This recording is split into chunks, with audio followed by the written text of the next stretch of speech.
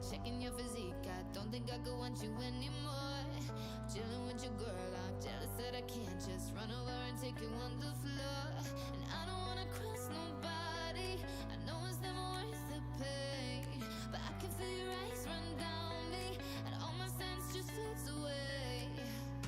You got me in that dilemma. Hello, welcome back to another stream. We are going to continue working on Master Minutes today, and if I remember correctly, the last thing we did last week on Thursday, I think it was the sign in, sign up, and also the generation of the minutes. So we're going to continue building on that, I think, today is the plan. Let's just sign in quickly. I have been playing around with this as well. Now we've got different accounts. One of the things I've been able to do is actually use it because I'm able to separate kind of different accounts in here from each other. So I have the account we've been kind of these meetings in here that we've been playing around with, and then I've got a separate account for some stuff that I'm working on separately. I'm kind of already starting to use the tool, which is exciting. I want to get it online though. I want to deploy a production version of this as soon as possible. I think the one blocker, like there's a bunch of stuff that's not quite right, production in quotes, what we're going to go with. But I think the one thing that's not quite right yet is at the moment is I could launch this and I could have a load of people sign up and cost me money and wouldn't give me any money in return to pay for that, because this uses transcription, this uses OpenAI, and it's basically an open door at the moment to sign up and generate a load of transcriptions. So if I was being nefarious, I could write a bot that essentially signs up on this service. There's not much to stop you signing up, and creates a load of jobs to transcribe a bunch of audio, extract the transcription, and then buffer off of all the data. We don't want that to happen, so what I'm going to do today, I think next, is put a paywall in place on upload. So what we'll add in our flow, if we just quickly review our flow, you go in here and create a new meeting. So my meeting, and here you can upload a file. This has gone to a different place now. Let's just quickly go back to Master Minutes and find our spec fixtures files. We upload this file and create the recording. We're going to upload our recording. Here we've got our generate transcription button. We don't want people to click this button unless they've given us some money. Now the way I'm thinking of bailing this is probably I can't remember what I was going to do for this. I think it was going to be like £10 for an hour or something. So it was like, if it's 60 minutes, like 0.16 16 pence per minute of audio that you upload. So for this 33-minute audio, perhaps we'll just do 34, round it up. It would cost 0.16, so it costs £5.44 to use the tool. And that would cover the costs of transcription and AI generation as well, and some other stuff as well, obviously hosting and a little bit on top. So I think that's what we're going to work it out. That means we need to do a couple of things. We need to work out the length of the audio we've just uploaded. And we also need to work out some billing information details, add that onto our account that we've just set up. So for that, I think we're going to use the pay gem, which we can find online. There's a pay Rails gem, and actually the upload that we've been doing from the Rails World podcast episode is actually Chris Oliver. He's one of the big maintainers on this. Yeah, that's what we're going to use. This basically consolidates a bunch of different payment providers into one helpful package, so we can switch between them. We're probably going to use Stripe, but it also gives us the option of doing PayPal, Paddle, PayPal, Braintree, other times, and also fake processors as well. That's going to be the plan there.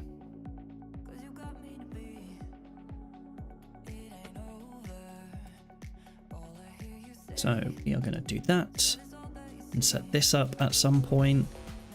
So those are probably our two things. We need to set up the payment processor provider, and then we also need to set up a way of knowing how much we want to charge.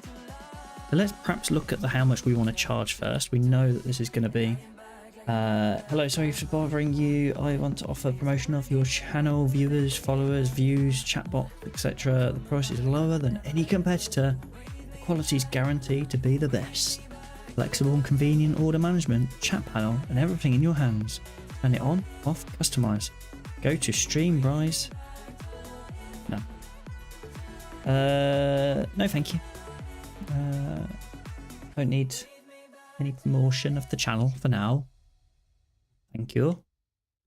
We're just going organically, just chilling. Watch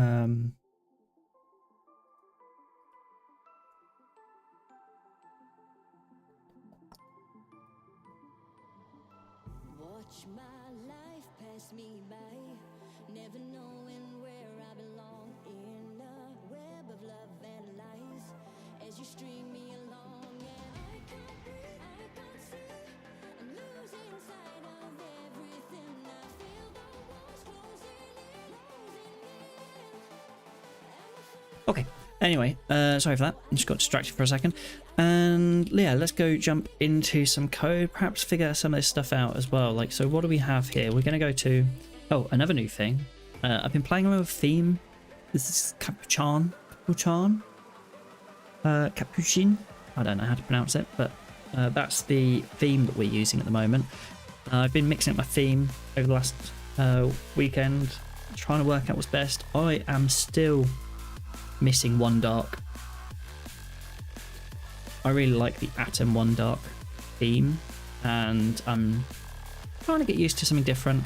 The problem I have with One Dark is it's different in every kind of variant, so I can't find an iTerm theme and a Tmux theme and a NeoVim theme that just seem to suit each other. And I actually kind of like, yeah, I just want something different. It's not something I really should be spending too much time on, but you know how it is. Anyway, what was we looking for in here? We'll look for the recording. We have our file here. I guess we kind of need to know like the duration on the recording, and we upload this audio. Active record, active storage. Let's just do Rails audio upload find duration. Has someone written?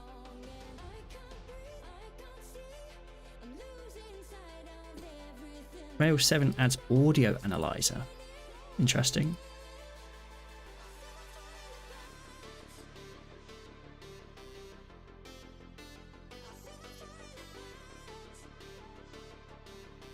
We can extract metadata of the attached image or video, but support was missing. So you're able to, let's say, of a movie, it's got title track song. Has one attached title track. So I guess what we've got in here is has one attached file.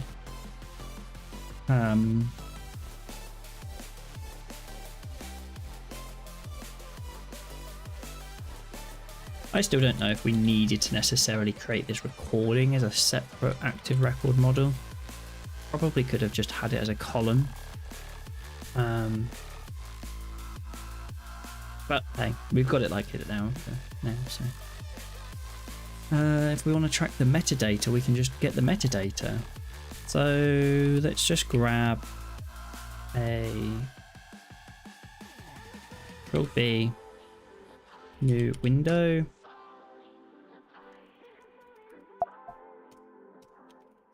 The other thing that I've started playing around with here is the Tmux.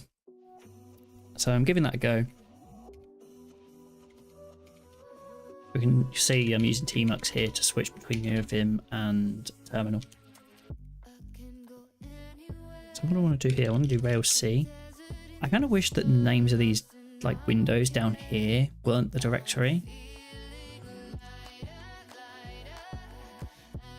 So maybe I need to figure that out at some point. Let's just go nbim Tmux comp.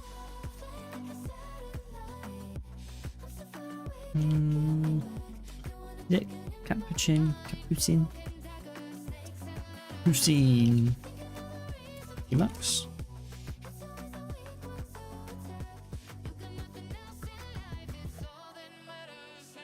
How do I configure the window?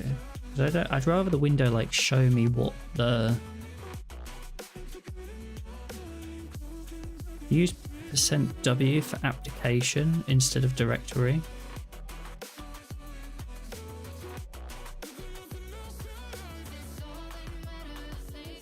So perhaps it's this.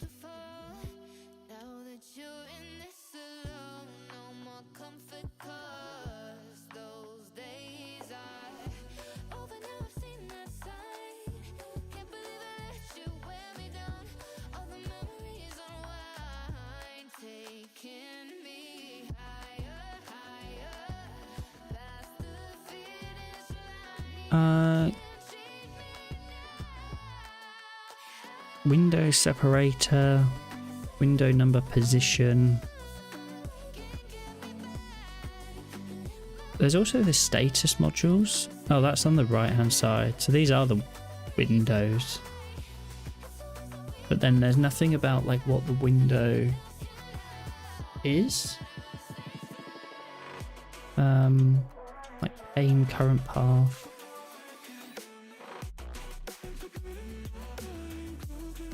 What was the one I just got? Window default text. Ah, there we go. Current text. Default text.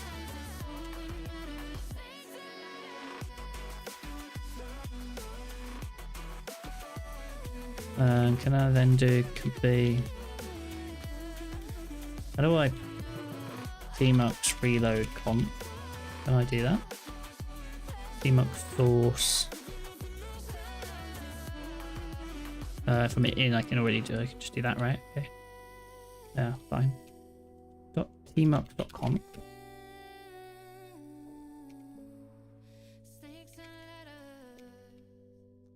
Cool.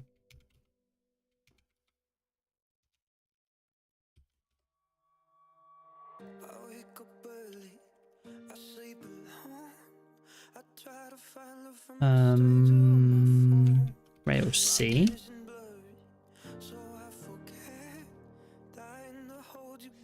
Oh, but then when I'm on that thing, so it just sees both of those as Ruby. I'll figure some of that detail out later. That's a bit easy though. 0, B, 2. Wait, okay, fine. So Control B and then a number allows me to switch between those different windows.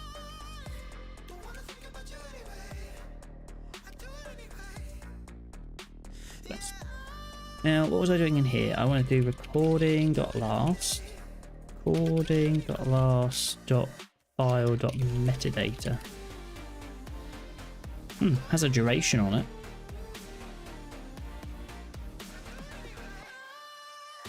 It looks like it's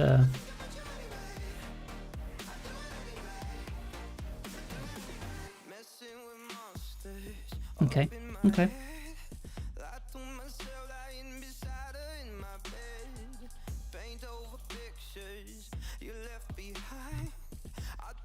Let's add that in here as duration. The little helper, so I can just do file metadata duration. And then we'll do recording.last.duration. Nice. I can do .seconds, right? I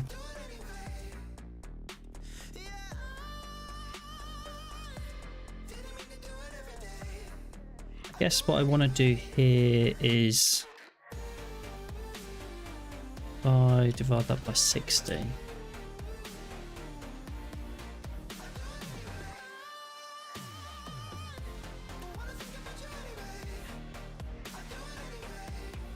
So it's 33 minutes. So that's going to give me a duration, and then I can use that to figure out what the charge should be.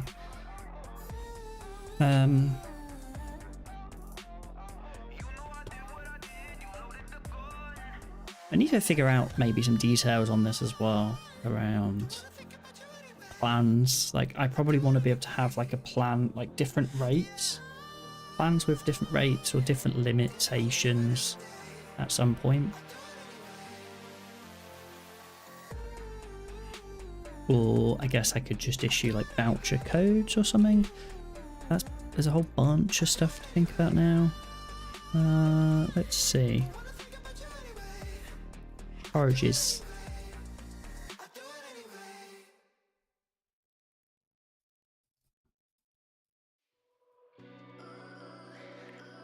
Refunding a charge, subscriptions, customizing the models.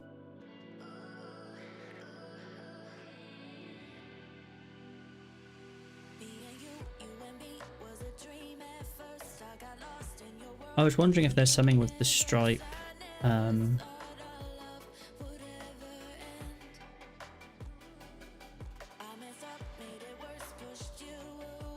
Is there something with Stripe perhaps that allows me to issue a voucher code type thing?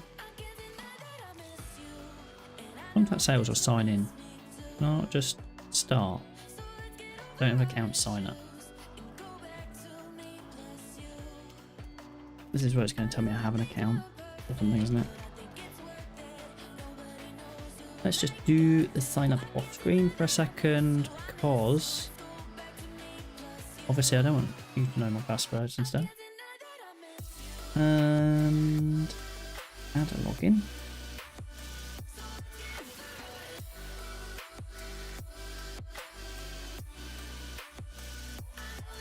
Doing this off screen for a second. I don't want email updates. You can go away.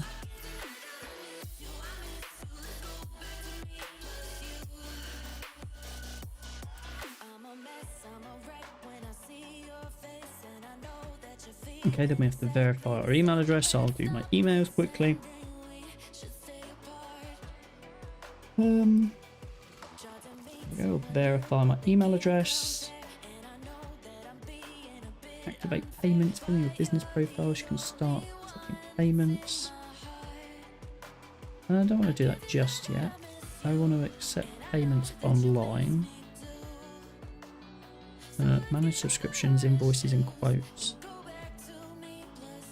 Possibly. I'm not sure. Show me all the products. I think we're safe to show this now. Let's go.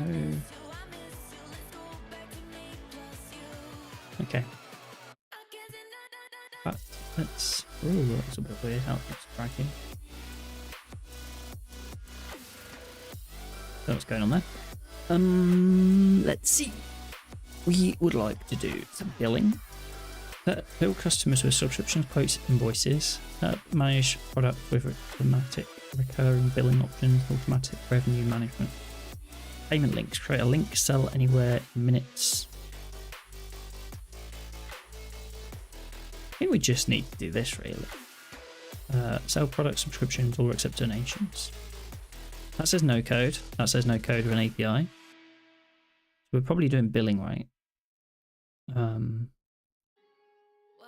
Does the PageM have any kind of guide on how we want to set these things up? So we're going to add a gem bundle, migrate, install and migrate. Make sure we've got our action mailer set up. We're going to set our pay customer to our user. Actually, in our case, we're going to set a pay customer to our. We're going to set our pay customer onto our account. Possibly. The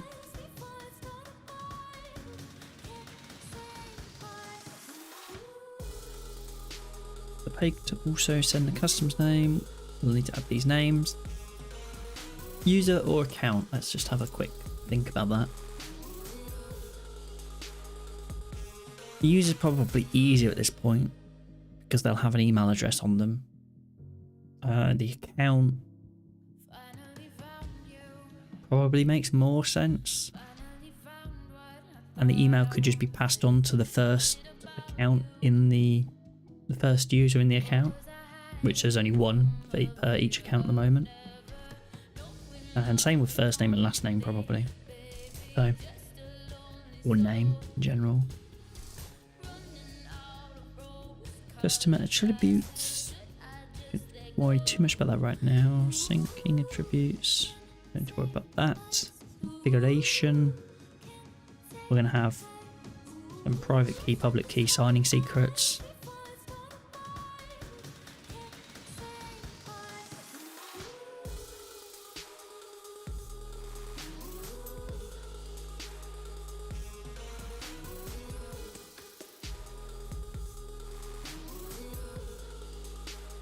Interesting. Generate pay views and the email views. The emails are there. Then there's some configuration to do in the initializer. And then there's some background jobs.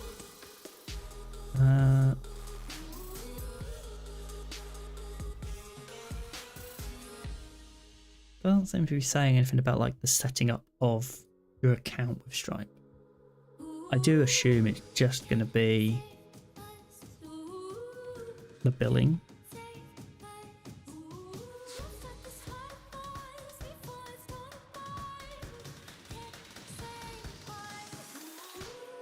There is promotion codes. Look, promotion codes are customer-facing coupon codes that can be applied in several ways. Apply a promotion code on the Stripe customer to have it automatically applied to all subscriptions. Can also accept by enabling the flag. Interesting. So yeah, that's okay. I think it's going to be billing.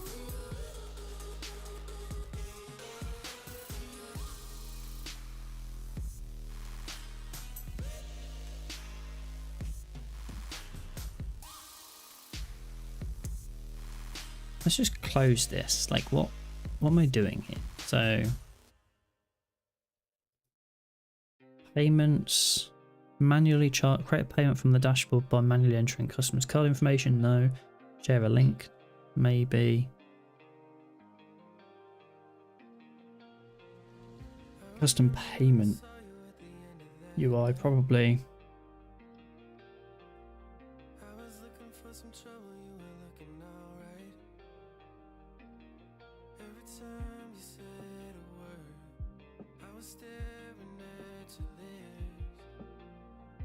Where's the promo codes?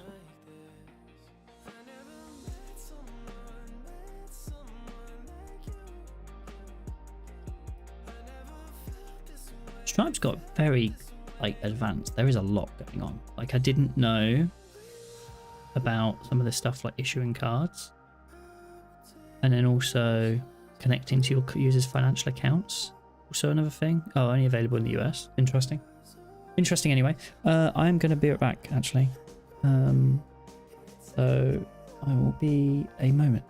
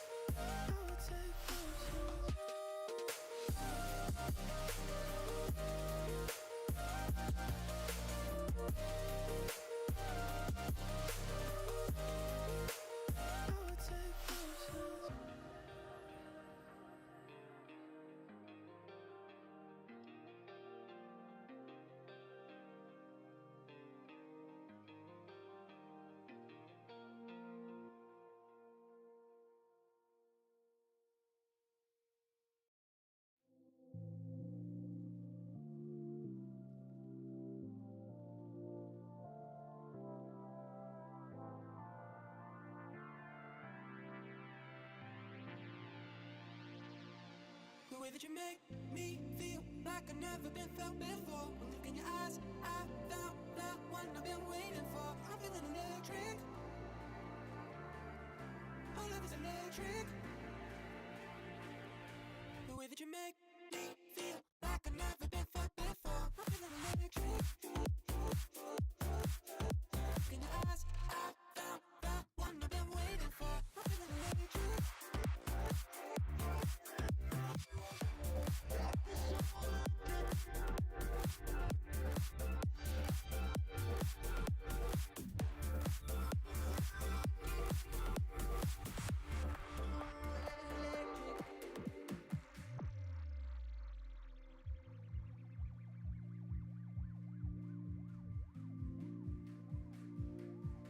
The way that you make me feel like I've never been felt before. One look in your eyes, I found the one I've been waiting for. I'm feeling electric. Our love is electric. The way that you make me feel like I've never been felt before. I'm feeling electric. Look in your eyes, I found the one I've been waiting for. It's like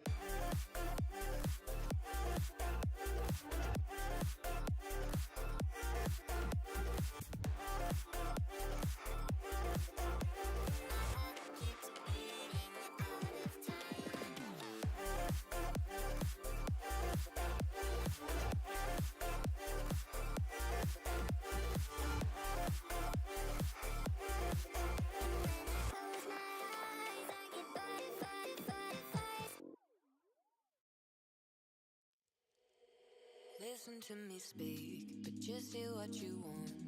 What words will you keep? The ones that cause us harm. You assume the worst, but that is yet to come. Because you caused it first, and now we've come undone. Caught up in trying to find a problem. Why do we lose our minds, sending us before we try? Fed up. I am back. Let's go. Let's go. Let's go. Let's go. Sorry for that quick break, quick intermission. Let's see. Let's go Control B 0, and then let's go here.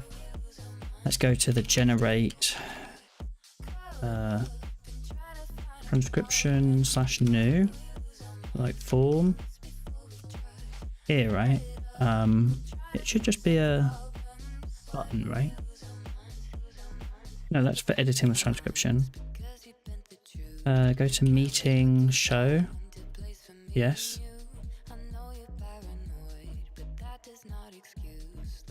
This button here.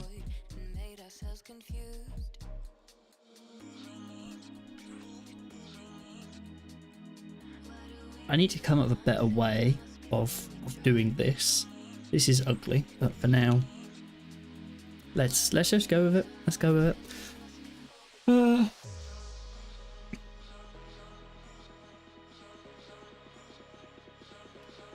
Let's just write a quick message.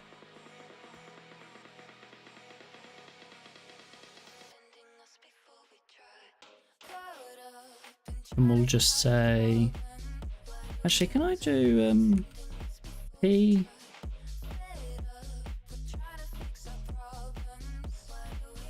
No, okay. Oh.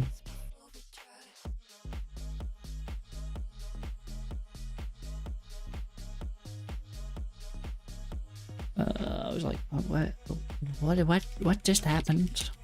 Sorry about that. Again, I need to get better at dealing with the jump list. Because I think that's what I just did. I used the jump list and jumped back to where I was, but I don't really recall the key combos for doing the jump list.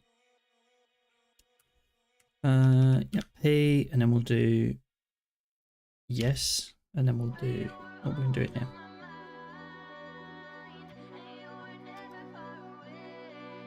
I'm kind of going to cheat quickly just to get something quick in here and just basically go payment required, and then we'll do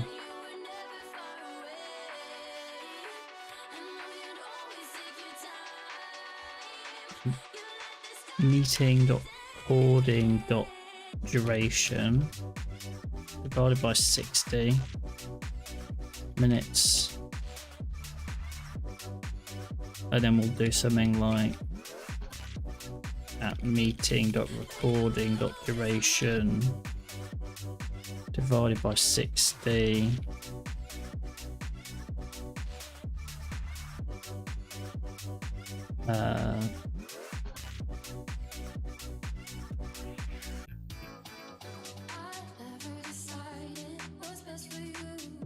and times that by 0.16 or something, and then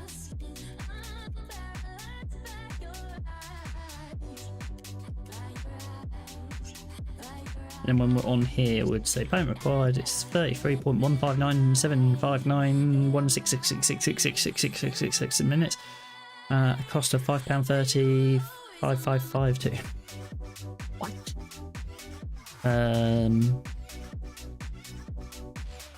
Yep. Fine, we can sort that out later.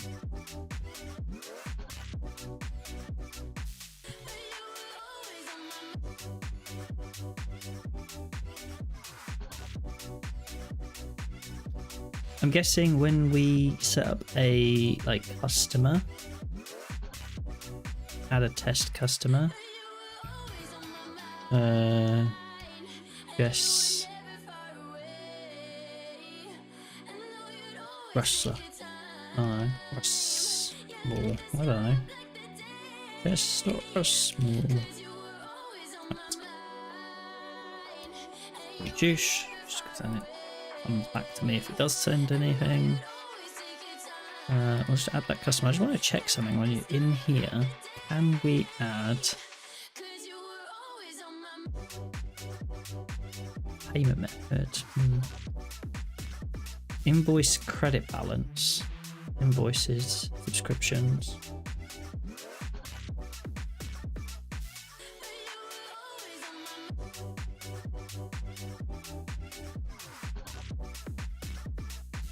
Create a subscription, create an invoice, create payment.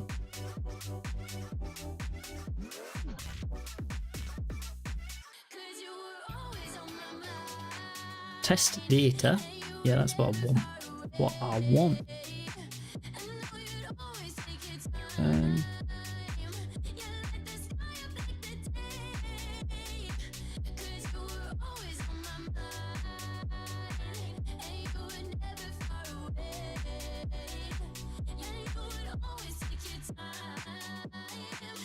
Okay, fine. We'll figure some of that stuff out.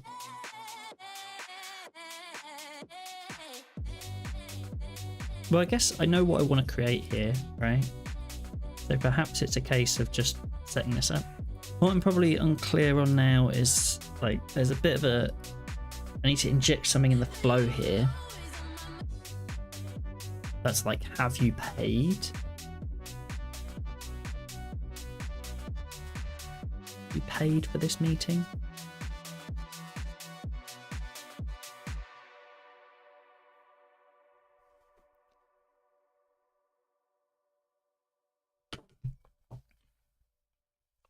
Also, if you delete this record, the payment should be attached to the recording, perhaps. Because if you delete the recording, you have to pay again.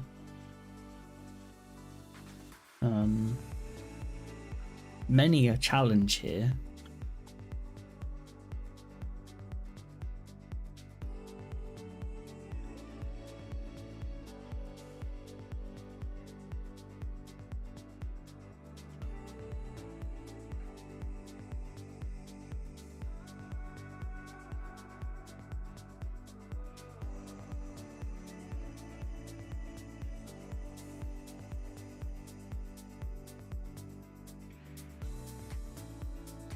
in the pay gem, metered billing.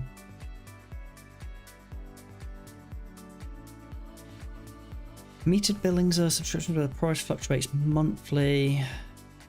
I guess that's one. That's the other thing I need to think about here. It's like, what's the billing method here? Do we pay once, or do we have like a metered billing situation going on?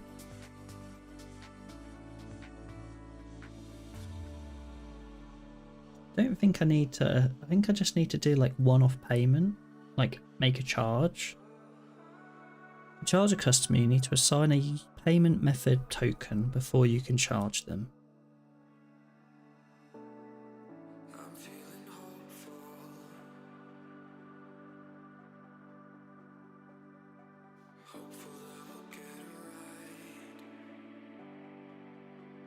I guess I really just need to go through and set up this pay gem and see where we end up.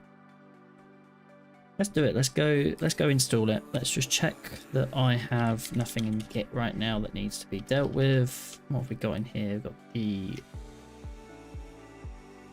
That's just the duration stuff. That's all okay. Can add these two. So let's just do Control B2. Mix it out there. We're going to do bundle, add, pay, and Stripe. I think I can do them like that. We'll see. Added Stripe 10.6.0 and pay 7.1.1. That'll do. Do we want to do the receipts gem? Invoice and receipt PDFs? Sure, I think we could probably do receipts.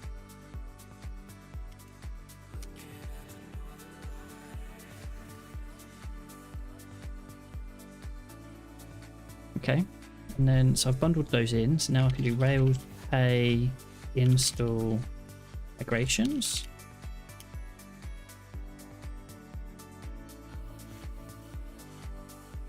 So that copies one migration into our migration. Let's just check out what that is, perhaps. PS, and then I can do migrate. And then let's see what we've got. We've got quite a lot in here. This is one migration, but it adds a lot of stuff. So we've got pay customers, pay merchants, pay payment methods, pay subscriptions, pay charges, pay webhooks. Okay. We don't need to quit. Okay. There's another Tmux thing I'm thinking about doing here. To get to neovim, it's on 0, but like it feels more natural to start at 1. And so let's just open up a new tab. Still not quite like jumping between sessions, probably something else I need to do with Tmux, but let's just do nvim Tmux. Tmux number Windows start 1. Like base index.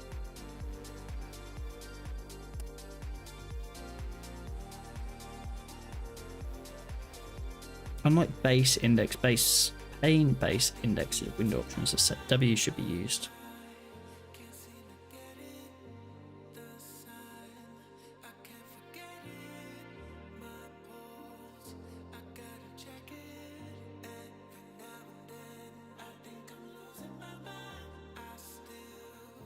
I've done it there, but actually, I need to. No, not like that. Control B, source.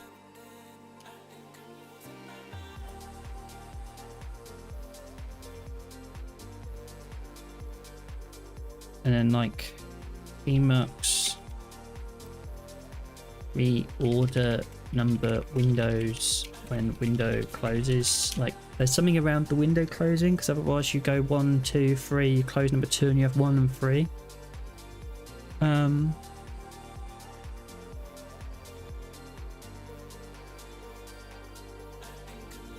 Renumber windows on after any window is closed.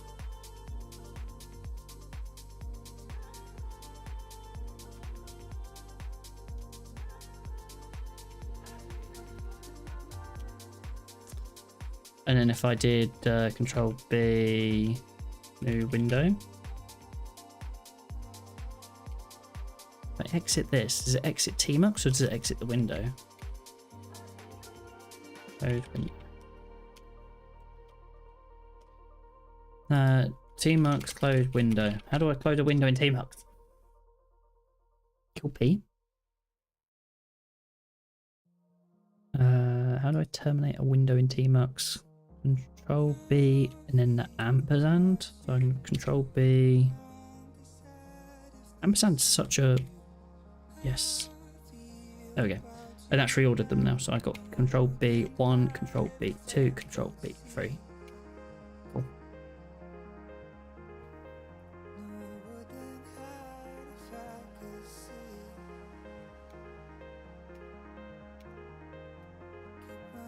Sweet.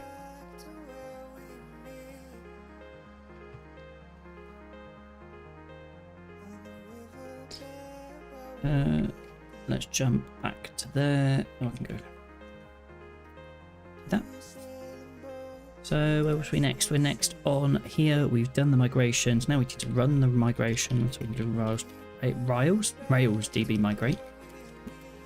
And then once we've done our migrations, we need to make sure we've configured our application mailer. I think I've done that because I did it in the development. Click here, look. It's localhost at the moment, but that's fine. And then we need to add our pay customer to our model. So we're going to do it on the account. I think it's probably going to be best. But that means we're going to have a email property that it needs to have. It says if we're going to have pay customer, then we need to have an email attribute. We'll just do that for there, and then we'll do pay underscore customer. So our account is our pay customer, and our user is going to log into that account. There's only going to be one user per account at the moment, so but at some point that might change. Each account has its own billing information. Then we're going to have, I don't think we need any Stripe attributes. I imagine there's some defaults. Pay will include attributes when creating a customer and update them when a customer is updated. Do I need to do this part? Maybe, maybe not. I don't know. I don't know. Let's see. I don't think I need to do that part. Adding pay customer to your model, billable sync customer concern will be included. It's responsible for syncing your customer's data from application to the processor in an after commit callback. The method pay should sync customer returns true. By default, pay should sync customer will respond with save change to email. Oh.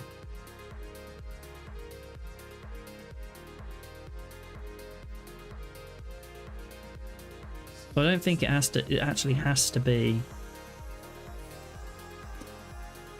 an attribute on the account.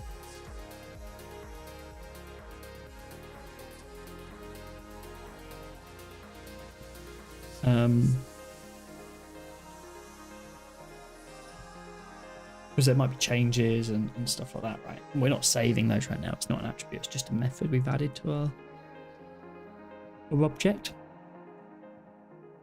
Property.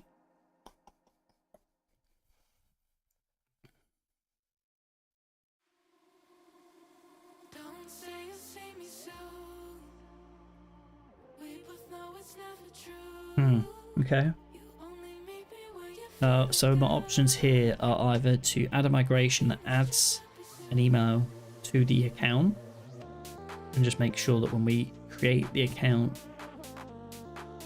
we are also, let's do a telescope live rep and just do account.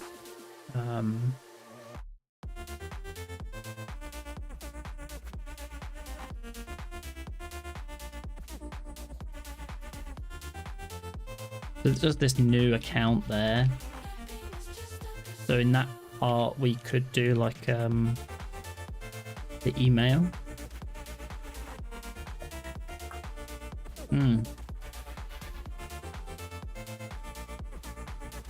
It would be easier to make the user the payer, the customer.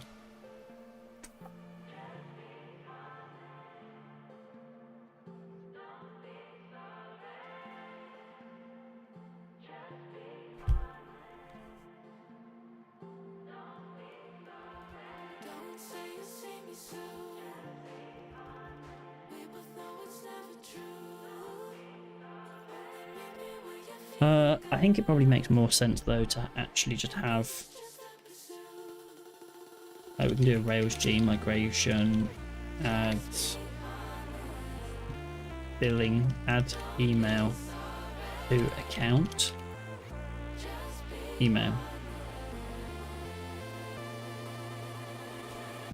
and then just do that.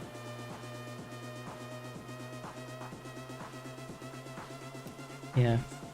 Oh, let's just do PS migrate. I also want to check something. I was like, actually, migrate users.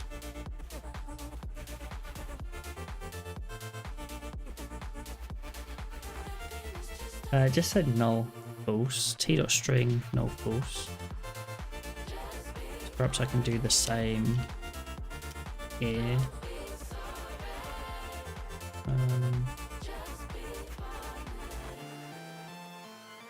If I set null to false, it's going to complain. Let's just add this as it is for now, and then perhaps I go back and change it. Haven't decided.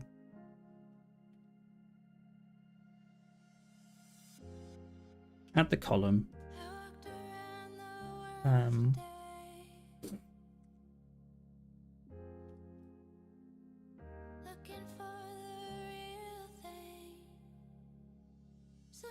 And then change column accounts email string null false. That's kind of what I want to do. And I think I did something like this when I added the position. No, it wasn't the position. What did I add? I added a count to meeting.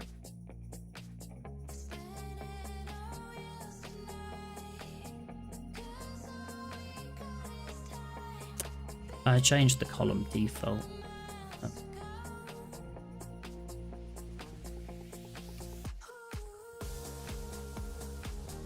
Migrate. Change column.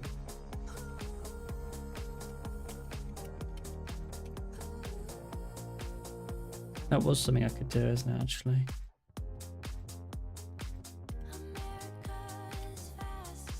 Change column null, accounts, email false.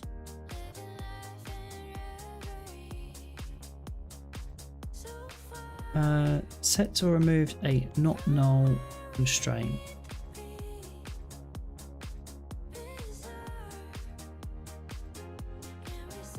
Whereas this one allows them to be null. Yeah, I don't want them to be null. I'm going to add the column, update all the accounts to match the first email address. Yeah.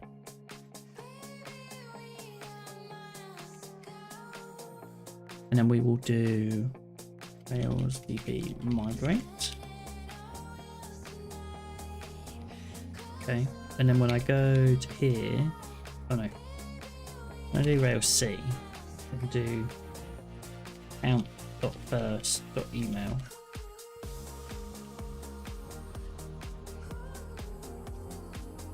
Back.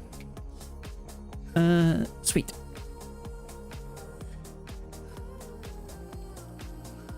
Go out there. That's done that part.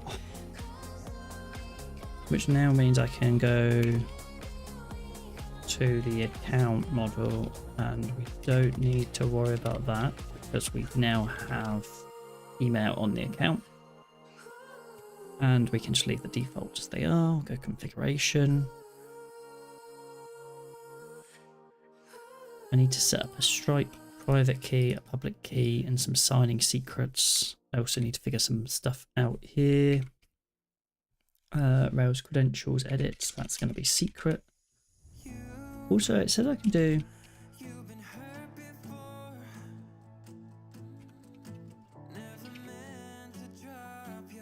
Do I have a development one? Credentials development.key.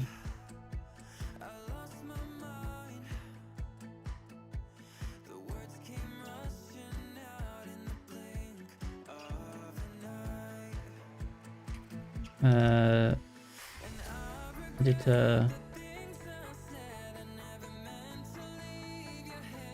I believe I have just done something silly, which was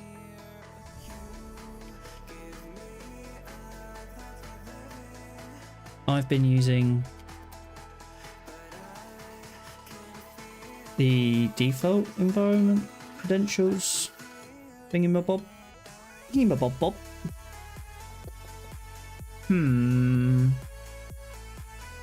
Let's see, let's rm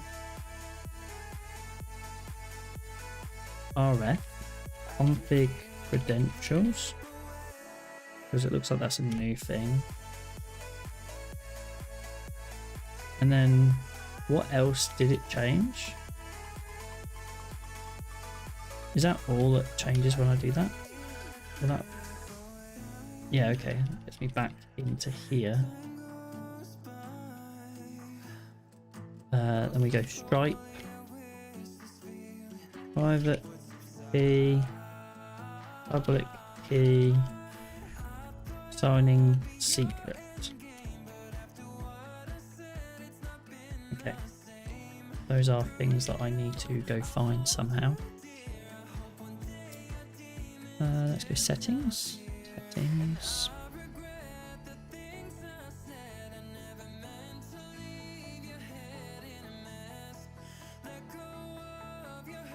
Profile. I need some way developers API keys. Viewing test API keys, toggle to view the live keys.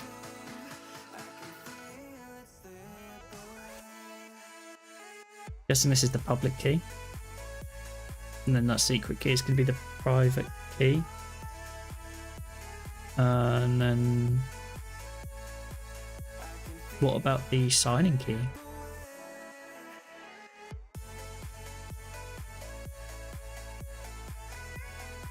I have to create an app for that? Don't know. There's a plus here, that's Stripe apps. Fine, let's copy this. Stick that in there. I'm gonna have to hide my screen again. We're gonna copy the secret key.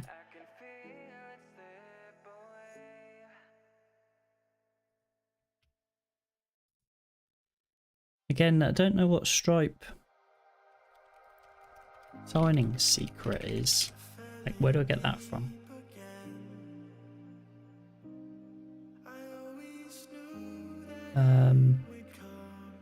Okay, was that under webhooks?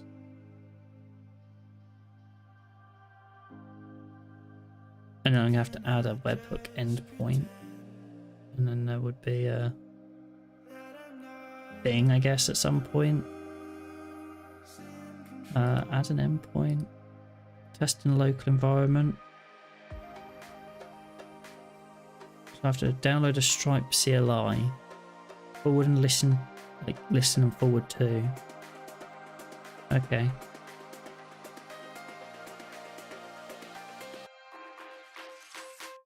This is a whole other thing which we'll get to in a moment.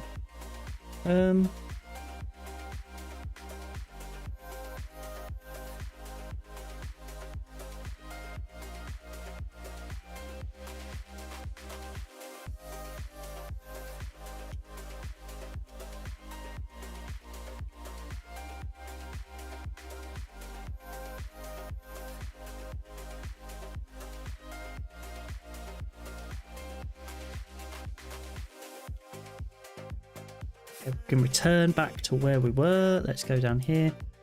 Let's download this Stripe CLI. How do I download the Stripe CLI? That's another thing I need to do. Can I just, yeah, install? Cool. We'll copy that. We'll copy that.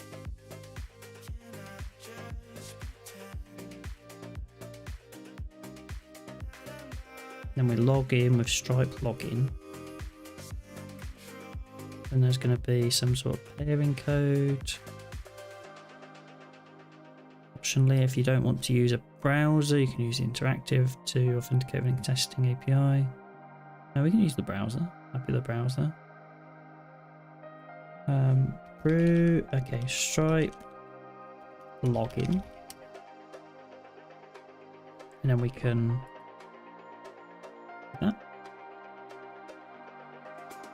verify that the pairing code matches the one shown in the CLI terminal.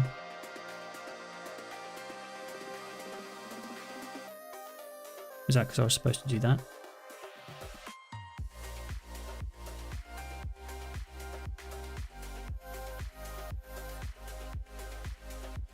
I mean, verify the pairing code for that CLI login terminal.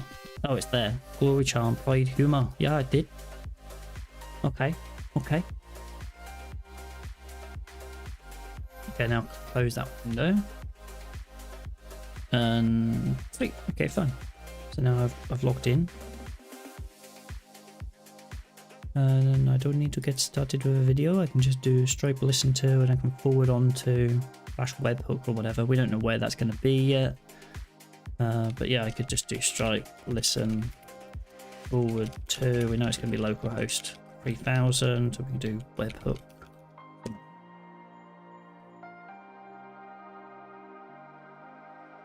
Okay, thanks for just blurting out the webhook signing secret. But I suppose it doesn't matter too much right now. Enable clipboard access in Prefs General.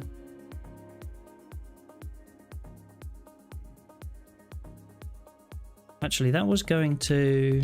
Was that going to paste it into my clipboard just then? Or was that because I was selecting it? Because I was selecting it. Fair enough.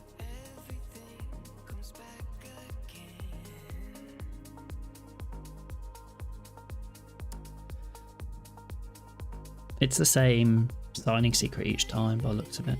Oh. Yeah, actually, let's just grab that then. We know that that's what it's going to be.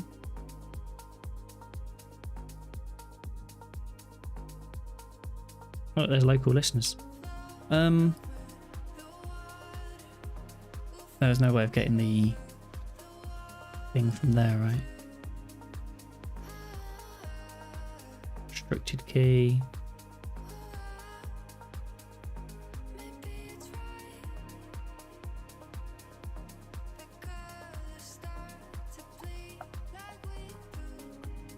Okay, fine. Let's grab that.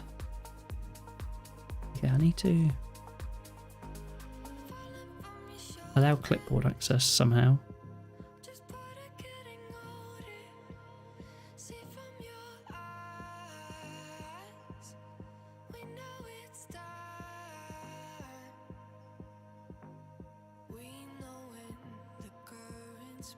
Okay, that's not helped. What am I doing here? I want this. Prefs General Selection Applications. Prefs General Application Selection. Copy text. Copy to pasteboard on selection. Applications in terminal may access the clip. I think the problem here is because I'm using Yeah, there we go. I make the selection, and now that's in the clipboard. And then I can go back over here because I'm going to open up the Rails credentials edit screen, which you're not allowed to see, unfortunately, because it has lots of dirty secrets in there. Okay, maybe they're not dirty, but hey ho, hey ho. Yeah, that's the signing secret.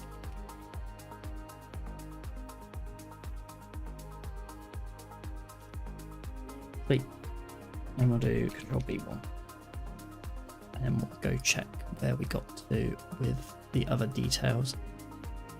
We can close some of these. We don't need that anymore. We don't need that anymore. We don't need that. Or this.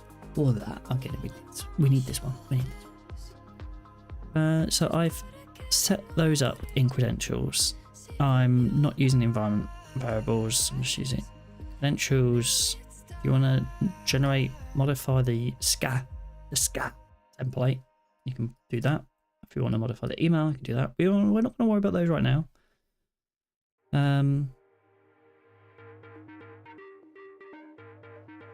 Need to make some changes. We can do this at some point. I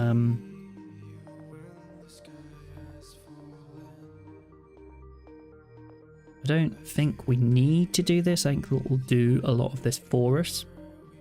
This is if we need to make some changes. So if we're not making any changes, then I figure we're probably okay. And then background jobs. If you don't, the code will be executed immediately upon user update. That's okay for now. We'll figure out job backend at some point. We're going to need a job backend at some point anyway. Let's move on to the next bit. Customer. Before you can process the payments, you'll need to assign a payment processor for the user. I think we can just set a default payment processor, Stripe. Have the option of doing a fake processor as well. So that could be an interesting thing we could do. Users can't give themselves free access. I just want to be free. I just want free access. $A. And then it's a space. Okay. Okay. Default Stripe. We're not using the others. We might consider the fake processor at some point. That might be how we give free access. I don't know. It's probably just easier to have a little flag in the database that just says free. Fine.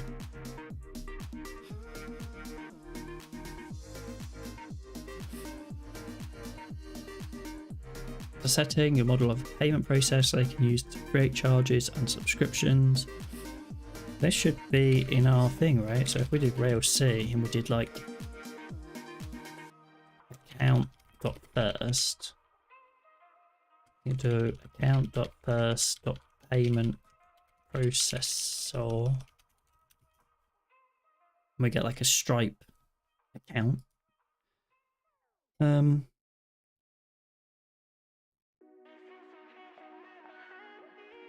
You might switch between payment processors. This record keeps track of payment process that's active in the ID for the customer on the API. It's also associated with charges, subscription, and payment methods. They might switch between payment processors. For example, they might initially subscribe using Braintree, cancel after a while, resubscribe using Stripe later on. They keep track of these with as many pay customers. Finds them like the account has different pay customers.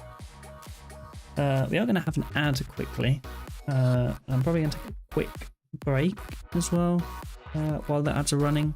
Just running ads to make sure that there are no pre-rolls when people join the stream. And it also gives me a chance to quickly go grab a drink while it breaks, whatever. Got about 20 seconds until that. So once that hits, time for a quick break. Until then though, let's just quickly let's look at this. This all looks okay. We'll look at payment methods next, and we'll pick up after the break.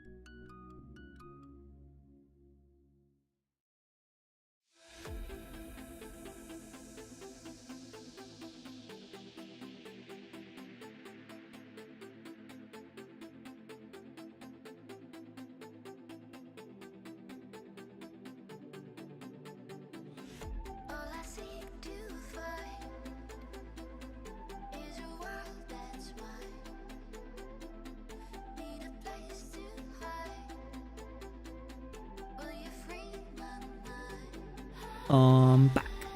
Let's go. Okay, what was we do? We now have the ability to do a charge, but to do that we need to get the payment method token. Pay will attempt to save an API request by creating a customer and signing a payment method, and the same request if a payment method token is set. I don't know what the payment method token is. With Pay you can simply assign the payment method token. First thing you need to do is add a payment method. You'll get a payment method from the payment processor's JavaScript library. Okay, see the payment process docs to how to set up their JavaScript. So I'm not going to know any of this stuff. I'm going to need to do their JavaScript library, and then that's going to be a separate thing. Paddle has like its own thing by the looks of it. Okay.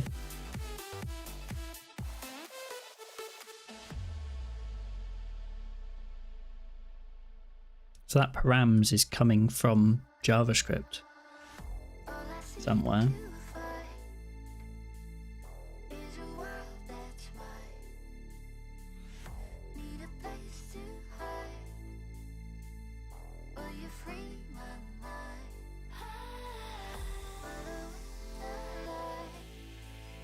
Okay.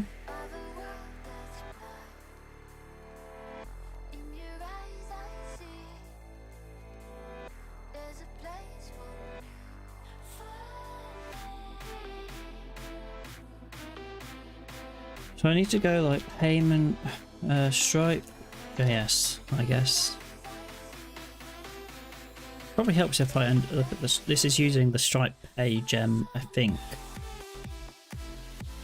Stripe, yes.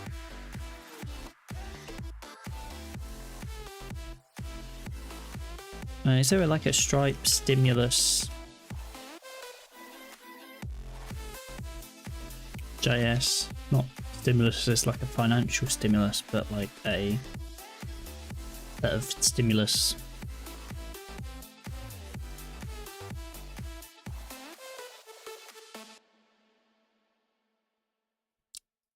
Stripe public key, Stripe connection.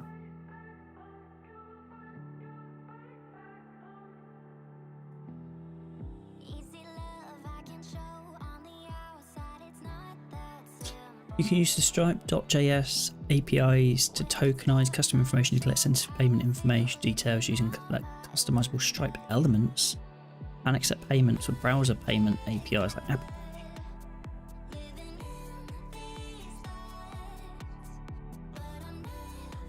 Payment element, express checkout, and link.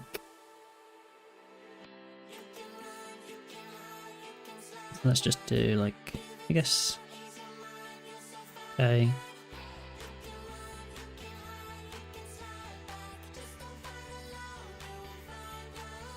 Do you just mount that block of stuff into the page? What's the express checkout one? Like okay, it's like buy over Apple Pay. Interesting. Didn't even know that was going to work.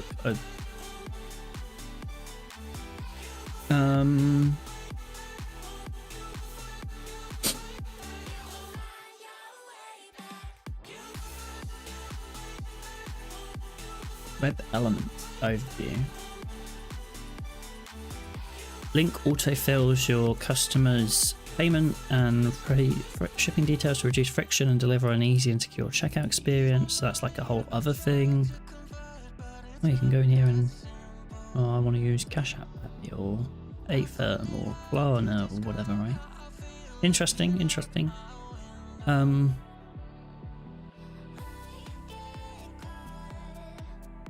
I guess if you put your email in and it recognizes it. No, it says link.com.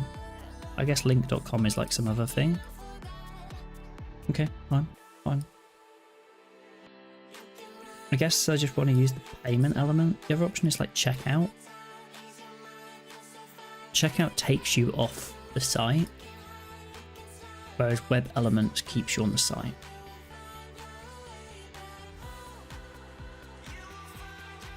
So I guess what I really want to do is just this. The payment element interoperates with other elements. For instance, this form uses one additional element to autofill checkout details and another to collect the shipping address. Okay. So I guess you could do like you could combine some of the payment options. Radio, tabs, recording without radio buttons. Fine. There's like different options.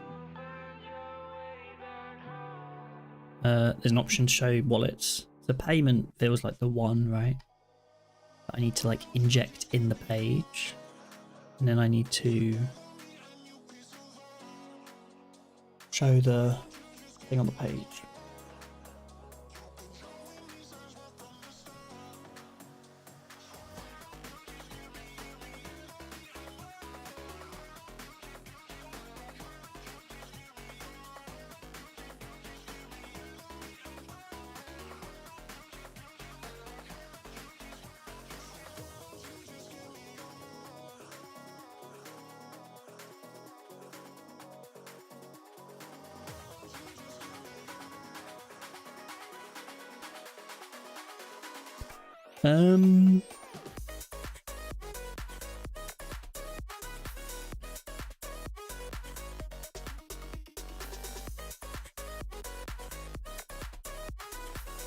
In a work integration, this evaluates backend passes with details such as the amount of payment.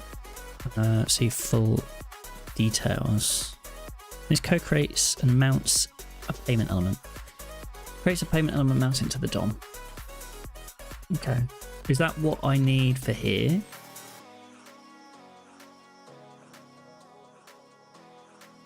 Because this takes a payment method token.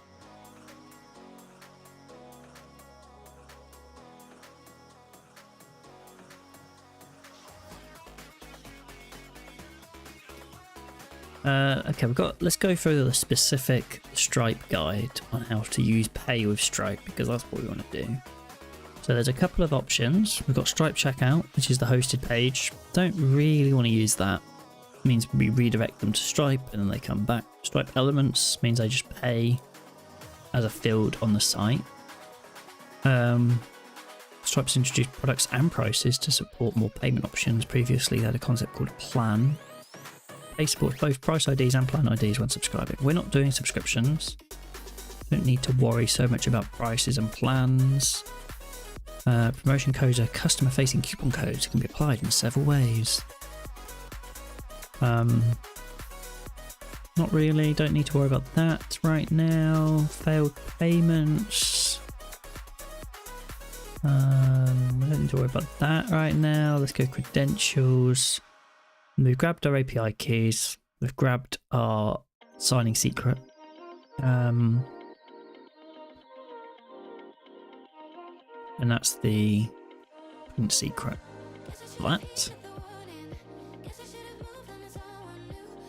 That was for the signing secret, right? Yeah. And then Stripe JavaScript. Here's some example JavaScript for handling your payment forms with Stripe.js and Hotwire Turbo. Is this going to be using the elements? So we have a form that we're going to submit, but it's got some HTML in there. With scan each of your actions, client side need a payment intent or setup intent ID. Depending on what you're doing, if you're charging card immediately, you'll provide the payment intent ID. Trials or updating, the setup intent. I recommend using these IDs as a data attributes on your form. Data payment intent, data setup intent. Okay. I see. So you're creating, when we create this form, we set this setup intent. Say, hey, we intend to take a payment here. Make sure any forms have the ID payment form on them. And JavaScript finds the form and Stripe to it. Card field should have a ID of card element to know Stripe.js triggered to apply to the form. Fine, so that's this. That is actually just a div. It's not actually input.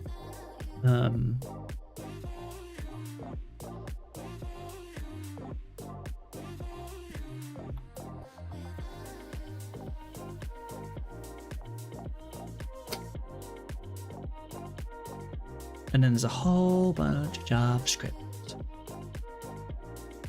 But when you actually look at what's going on in here, like this could be a stimulus controller. They're not. I said about using Hotwire Turbo here, but actually, I mean, there's turbo load, sure. But really, like, we could have had a data controller do some of this stuff.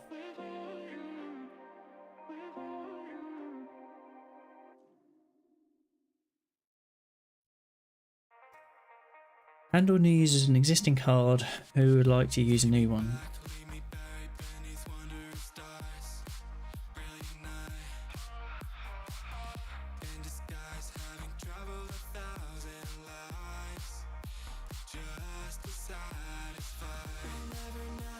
And then this is like display none on these, like toggles the payment form or the existing card.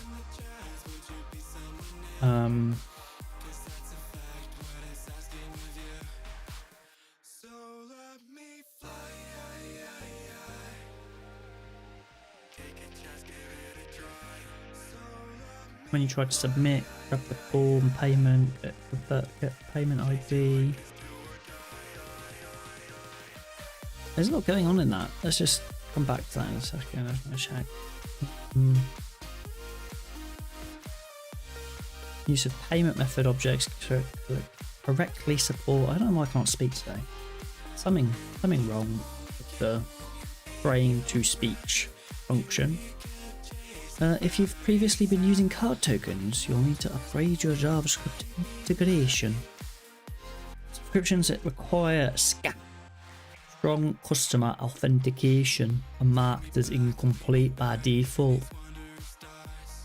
Once payment is authenticated, Stripe will send a webhook updating the status of the subscription. A lot of this is geared towards subscriptions, and I just don't really care for it.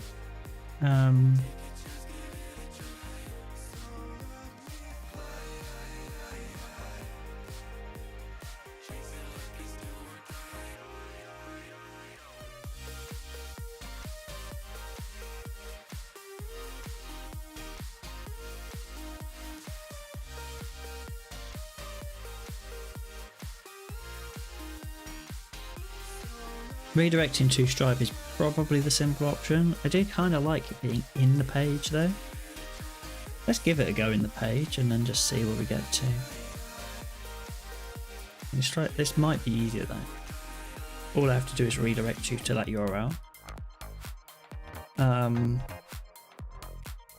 then redirect you back. Like this. I imagine it's going to have a success URL and a cancel URL, which I can just send to.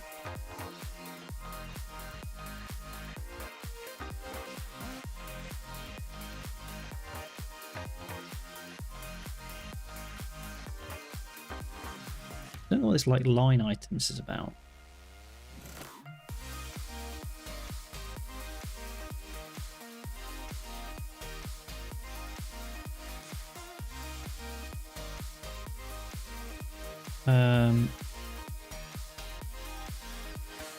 The idea of a price or plan object used to generate a new price object in line. Okay. See, so you do like, instead of like, you can grab a price object if there's a fixed price. Finds unit cost currency and optional billing cycle. Okay, so I could say price is this, and there's per minute, and then there's like quantity. That's 33 minutes. And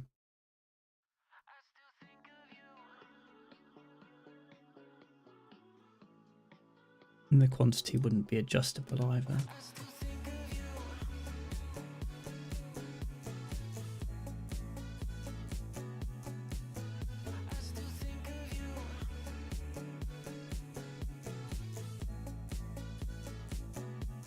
I think let's go with the thing. Basically, you're going to be in here, you're going to click a button to generate the transcription, or to pay, right?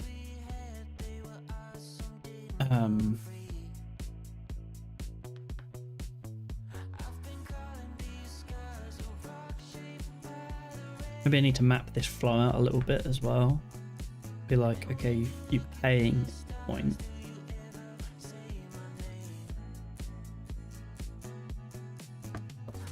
You owe this much to continue.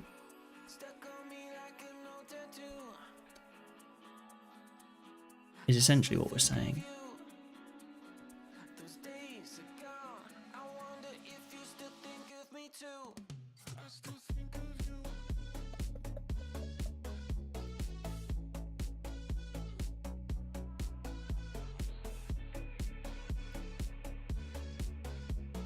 I also need to figure out what the link is here. Like, how do I know that you paid for this?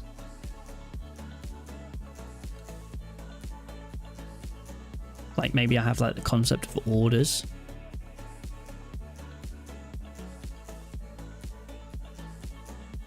And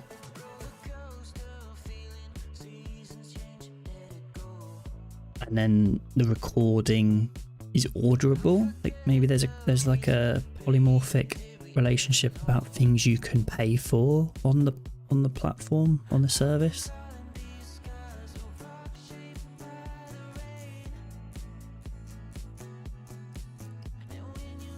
And in that way I could look at a list of all of the things you've ordered, and you could also see what those things were. Okay, that was the recording on this meeting.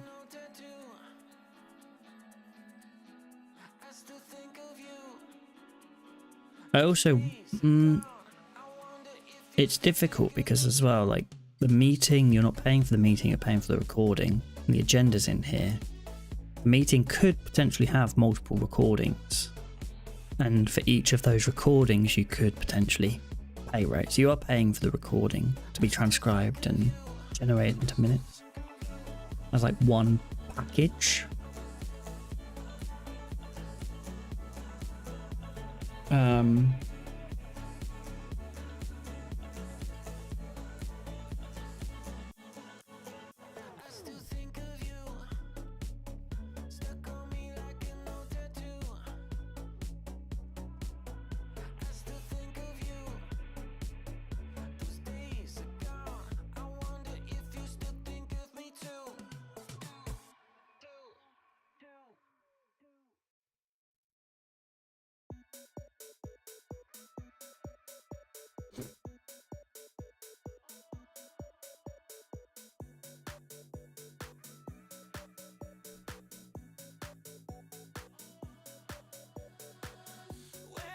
Everything does stem off this like recording object. So I guess what I need to have is like, hey, the recording can be ordered or purchased. The transcription is the bit that's actually getting purchased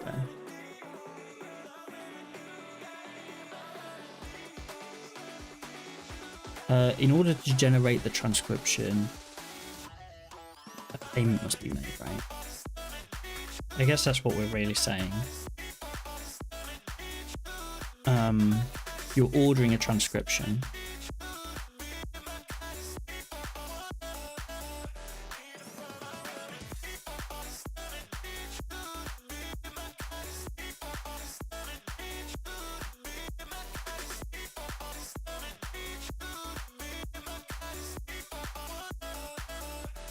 How does the... Let's just quickly check this. So let's say we have a checkout.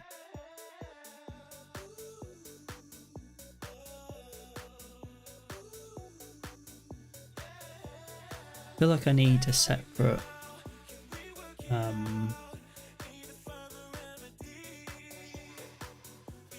thing, descriptive, a separate controller.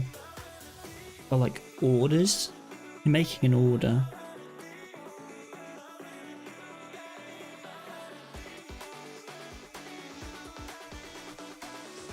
Okay, checkout. Checkout session is this or that.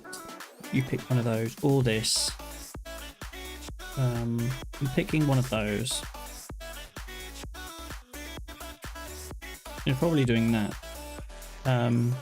But actually, probably doing this because you're accepting a payment, one-time payment.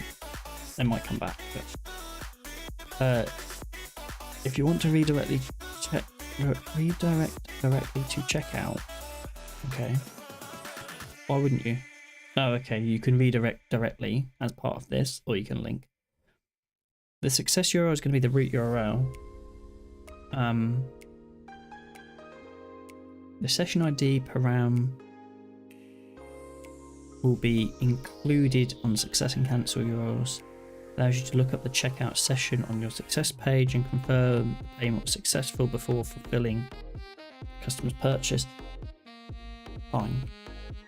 That's because I need to pass this success URL, and there's going to be some sort of like session to say, okay, like I started the checkout session, complete the checkout session.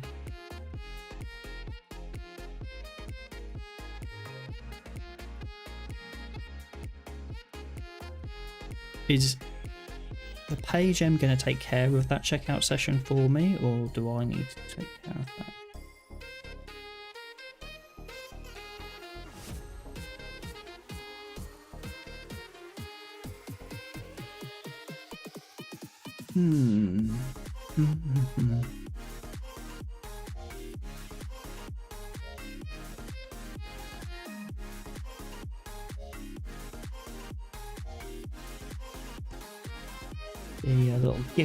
The little GIF here. Description. Payment. It's a t-shirt. What did you expect? And setup. You're just saving a card on setup. Fine.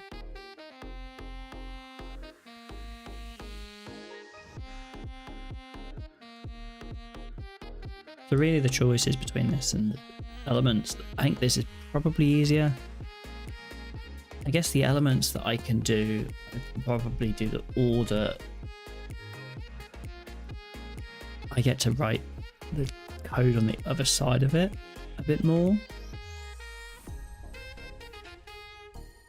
I create the setup intent, and then on the output side, like charges, I kind of make the charge from the back end, whereas with the Stripe checkout flow, the charge is made, and then after it's made, they're sent back to me, and then I get told about whether it's successful or not.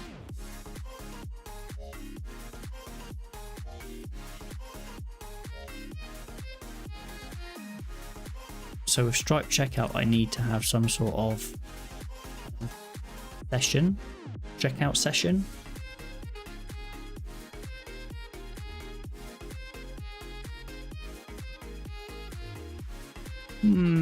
Okay. Still a little bit confused about how I want to seed.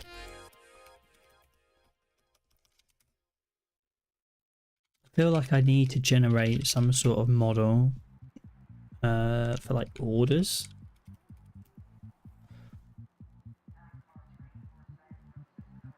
Order, because you have an order for a transcription. Orderable references polymorphic, right? Something is orderable. In this case, it's the transcription, and with the transcription, you get a free generation, right? You get one generation.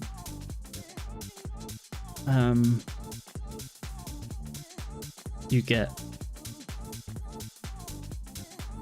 checkout session ID,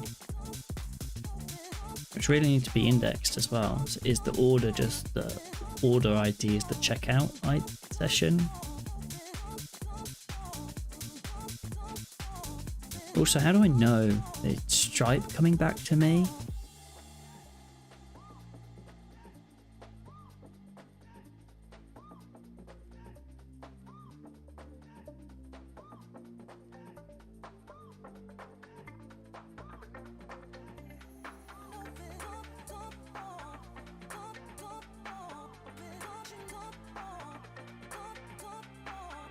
Create a session.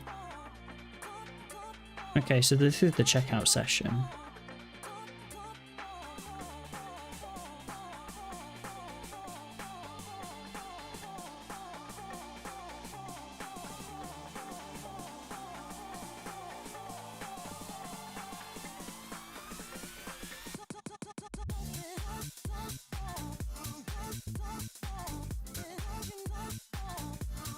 I think we might need to watch this. There's a video here. It's quite old, I think. Yeah, it's 3 years old. I think we might need to run through this, just to understand this better.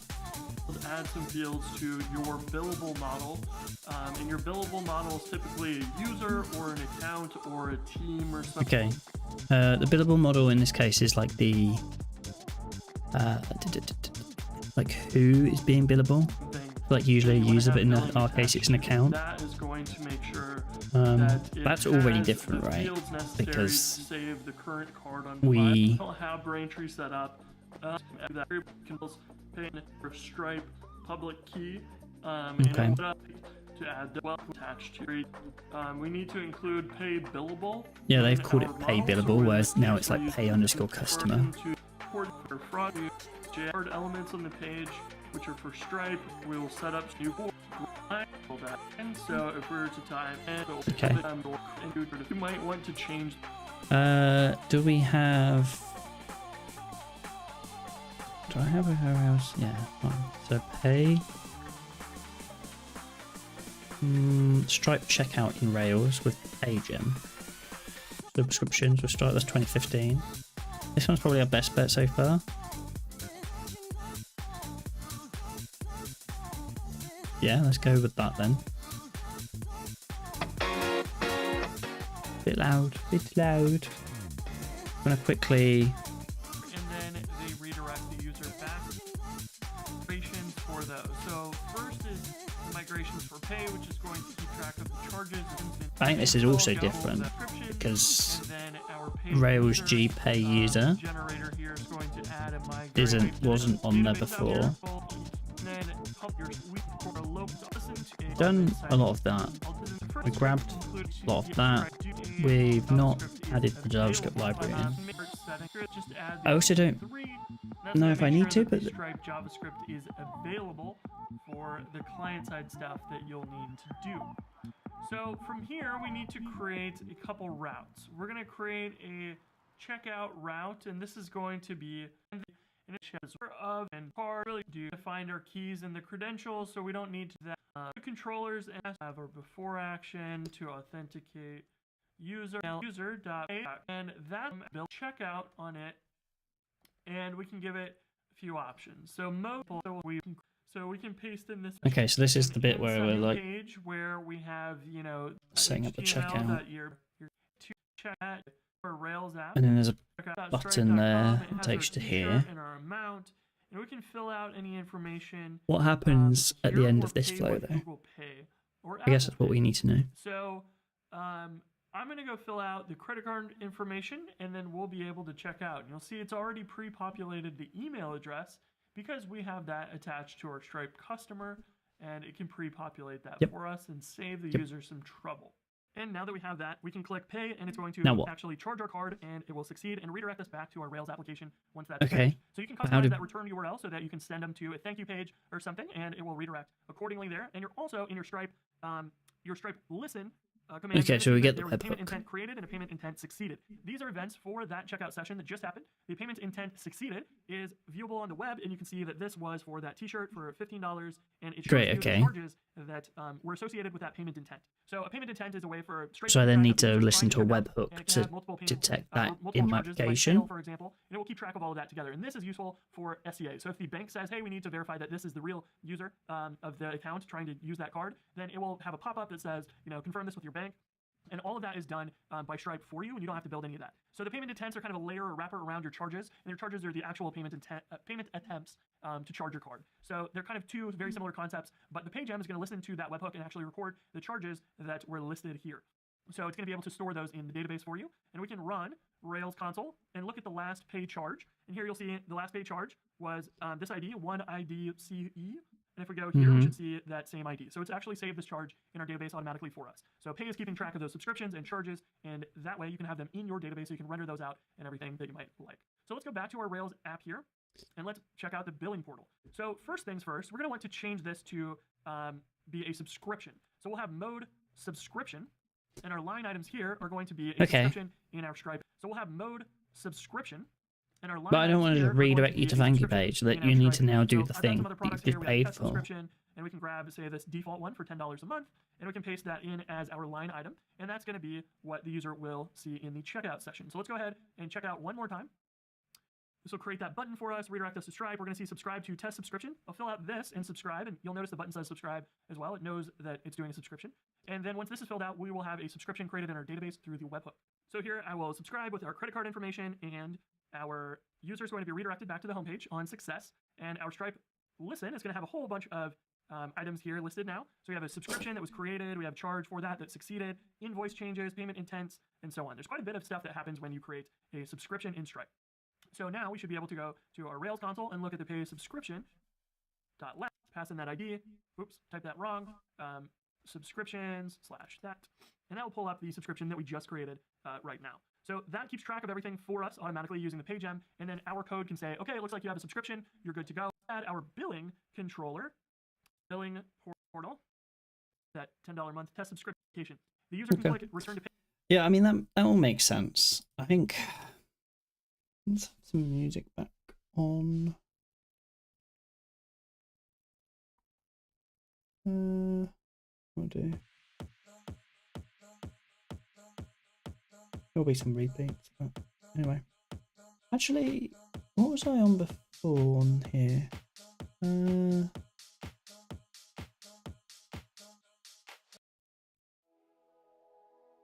That'll do.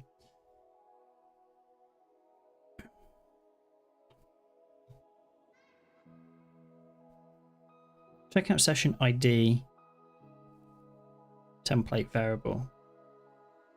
When you create the checkout session, this is our literal. Do not substitute with checkout session. See, this happens automatically after your customer's paid. Okay, fine. Customize redirect behavior with a Stripe posted page. Stripe posted page display a confirmation page with customer's order information. After payment succeeds, Stripe redirects the customer to a success page that you create and host on your site. If you've integrated an embedded payments, can't use that. You must use a return URL. You can use the details from a checkout session to display an order confirmation for your customer.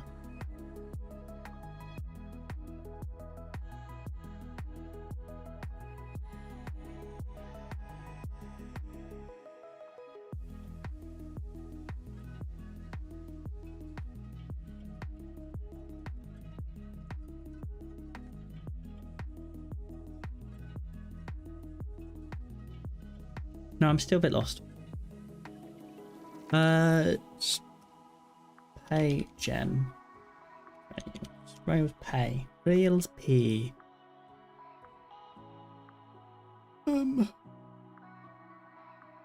We want to do Stripe Connect. We also want to do a charge. So the charge. What about the payment method token? But I think that's if we're using the elements.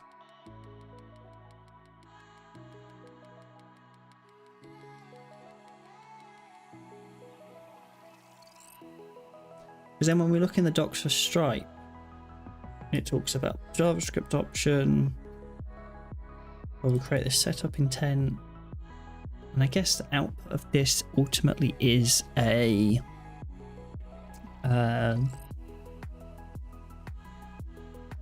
payment intent ID. Create a payment method and then add that hidden form and then submit the form. So in all of these flows here, what we're doing is creating a payment method token, which we can then submit and then have that dealt with in our controller. We can do that in our controller, and then we'll go into, if we're doing that, then we need to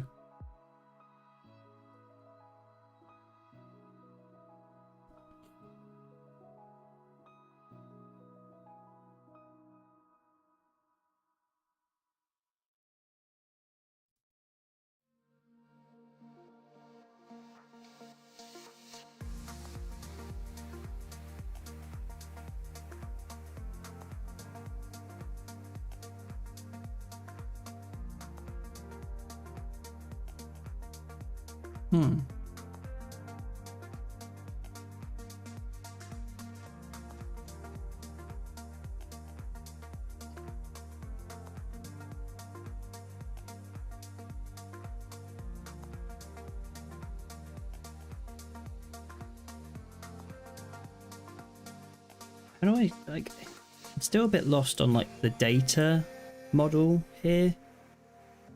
So like with the flow that they're suggesting, so there's two flows I can pick from. One is to do the JavaScript Stripe elements. The other is to do the Stripe checkout. Stripe checkout, I can just redirect the user, they pay, they get redirected back. There we go. You need to configure webhooks. Okay, so like what does it say about webhooks? Pay requires the following: webhooks to sync charges. And that's because if I look back at here and look, yes, actually, if I go PS and go migrate pay tables, there's pay charges here, right? Which belongs to a customer, might belong to a subscription.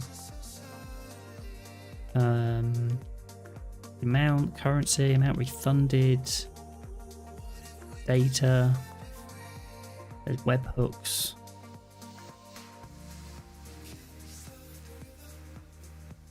It's all really geared towards subscriptions, when actually what I'm doing, I guess I want to just say, hey, like, you ordered a thing and this is the thing you've ordered. Like there's a one-to-one. It's not like a list of products and you've just ordered a type of product. In this situation, you have actually purchased a specific thing, not even a subscription.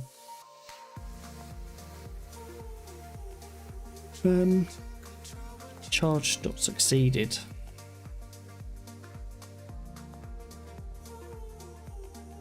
But I guess what I can do is pass some additional data in.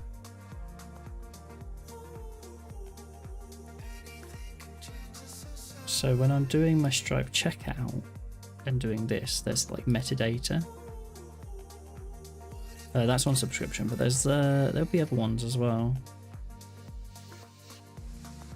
Ah, there we go. Fulfilling orders after checkout complete. For one-time payments, you'll need to add a webhook listener for the Stripe checkout session completed, and Stripe checkout session async payment succeed events.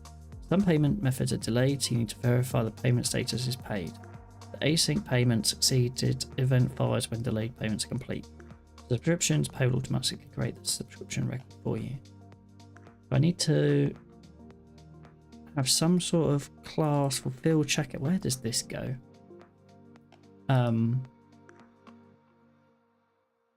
Object equals event.data.object. Return if it's not paid, then otherwise handle the fulfillment of the order. And I guess here is where I'm going to say that the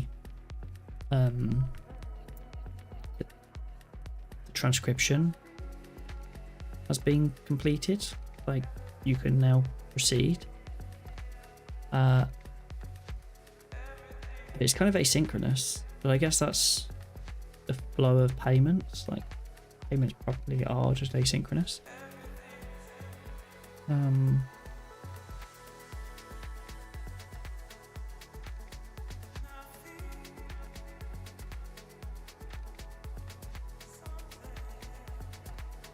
And so for this, I guess the object itself needs it. I'm going to get an event, and the event's going to tell me about the session that was just done. And in the session, I can pass along some information.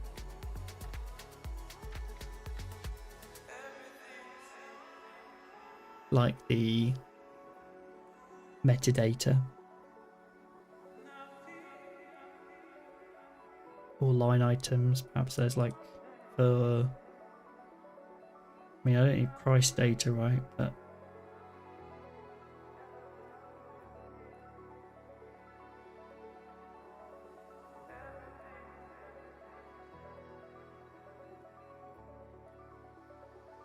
yeah, I guess I'm doing something like that.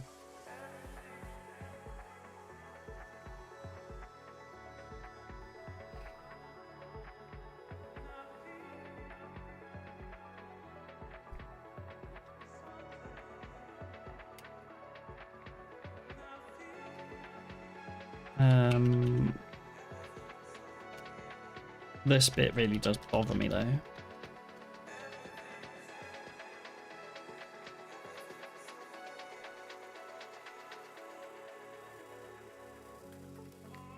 If we go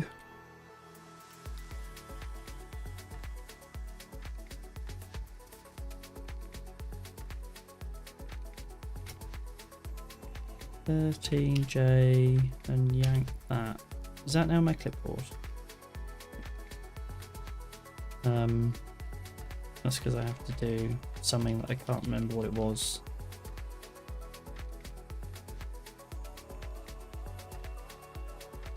To be able to do that. Yeah, let's just quickly check my ZNVim Emacs. I really ought to add some sort of like key map or like yanking into clipboard. Envim, key map, yank, system, clipboard. I'm pretty sure actually .com/the Primeagen init.lua has some of this. In his remap files, he's got the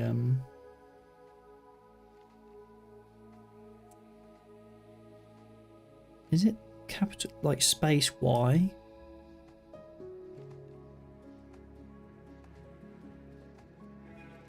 Like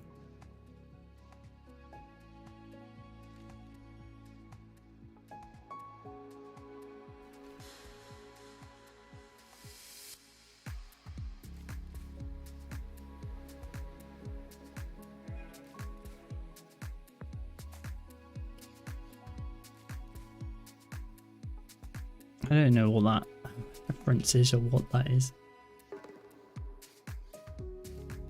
Interesting guy.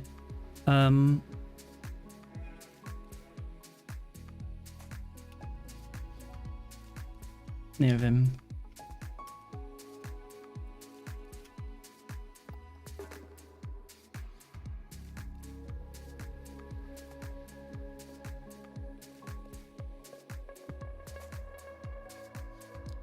Is that paste from the system clipboard?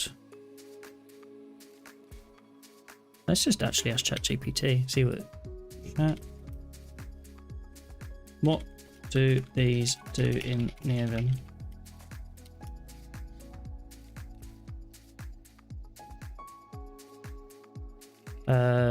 In visual mode. Space P.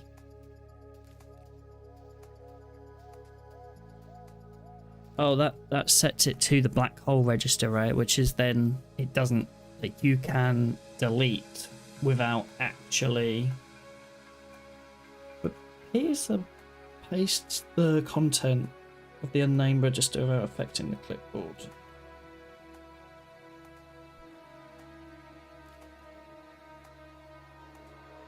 It's like a replace what you've currently highlighted with the pasted text. This next one sets the key mapping.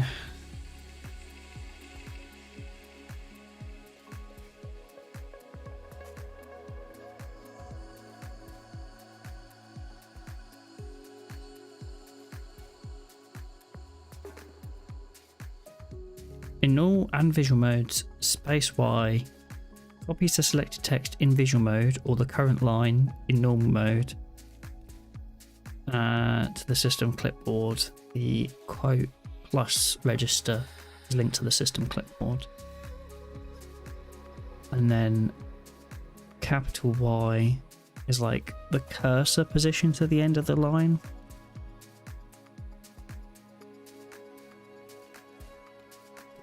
Yeah, okay, fine. That one is probably the one I want.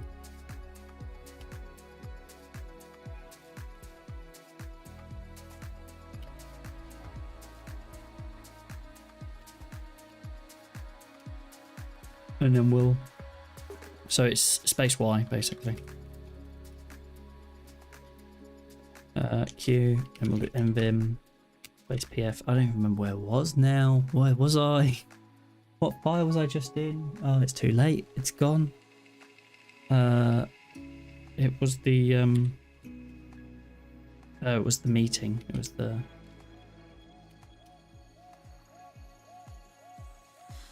$36J, 50, grab that, space Y, yanked into the place. Beautiful. That actually is really helpful. How can I clean this up in one of my... This is in my meeting/show.html template. How can I clean it up? I wonder if one of the main issues I'm struggling with is that this big blob of template is a mess.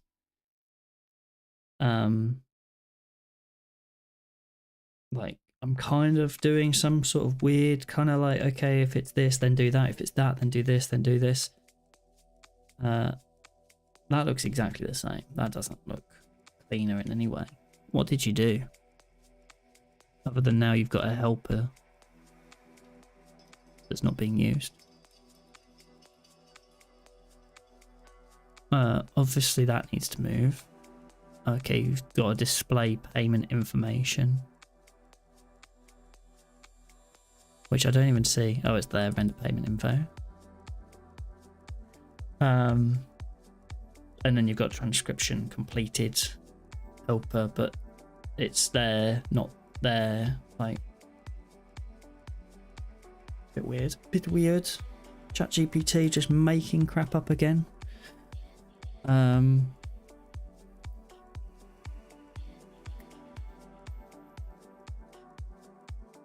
Yeah, I know that the display payment information is in the wrong place. It's more the pattern I was concerned about. The if conditions, I could switch to a switch statement, but I don't think that would improve it.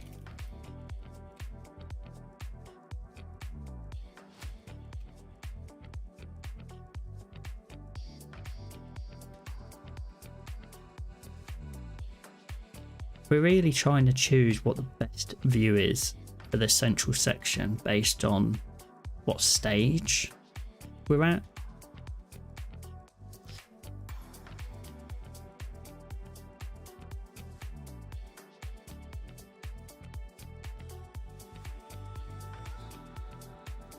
Render meeting content in meetings helper.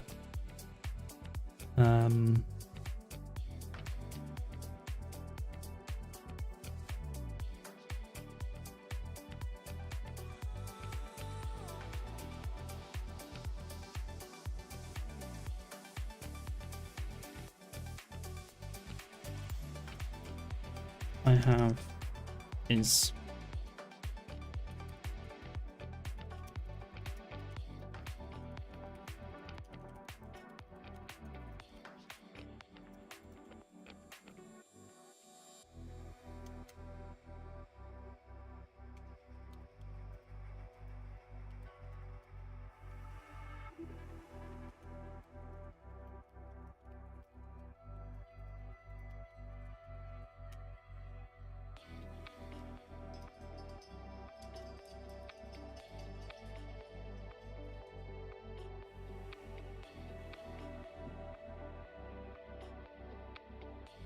ASM? No, I don't need a state management system. That's just going to be a mess. I guess current stage is probably an interesting concept here. And then rendering a partial dynamically based on that. Like, that feels more like a... what's the name of that pattern? More like an adaptive pattern type thing going on there. Where we're picking a strategy pattern. We're picking a strategy to employ for that particular part. And then we can wrap each one of these in its own partial.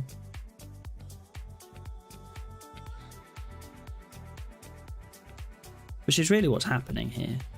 The thing is, it's not just like this one takes the minutes, this one takes that. Like, I guess what I have is 3 stages, and then I have to work out what stage we're in.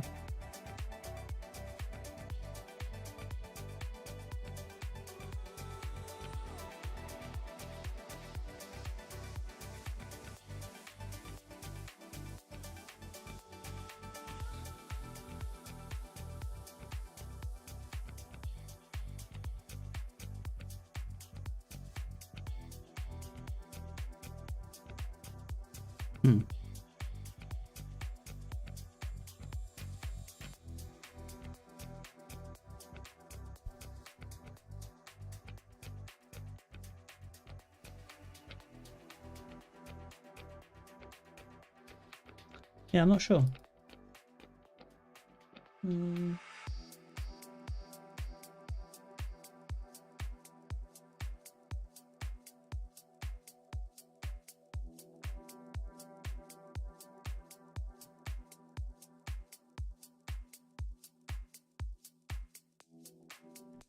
debating calling it there for today, because I feel like I need to do a bit more research offline.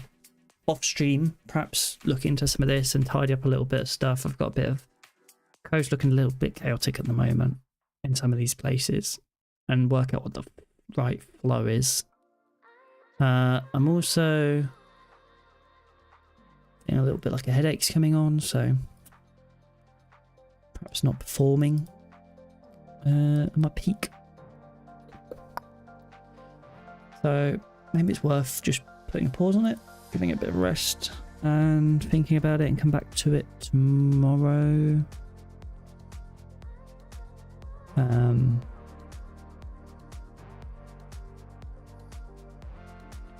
Is there anything else I can do, perhaps? Like maybe I could stash this and work on something else. Or perhaps we could just take a break from Must a Minute stuff and work on something different on stream. Right, maybe that'd be fun.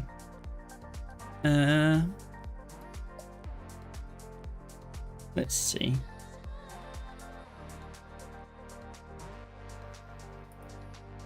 Yeah, I think I might do that.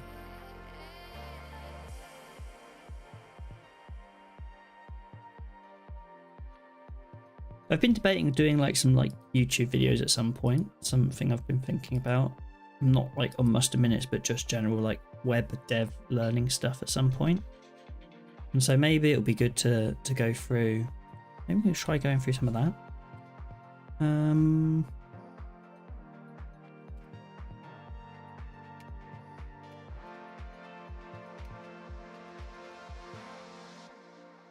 I never needed that in the end. That's fine. Exit does just close out that window. That's actually quite nice.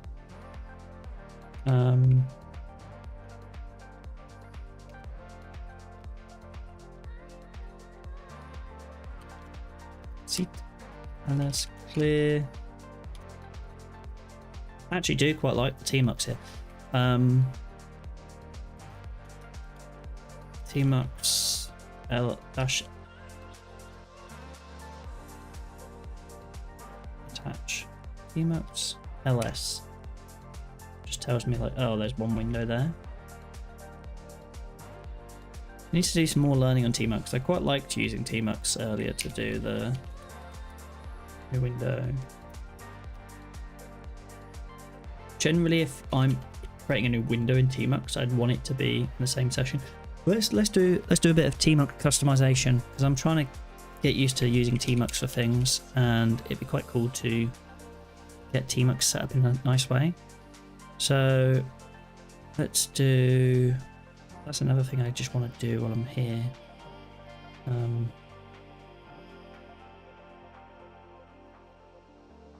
Tmux new window. Like, is there a cheat sheet for new window?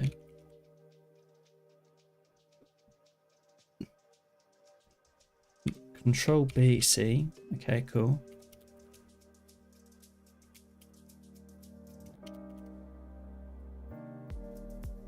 That creates a new window.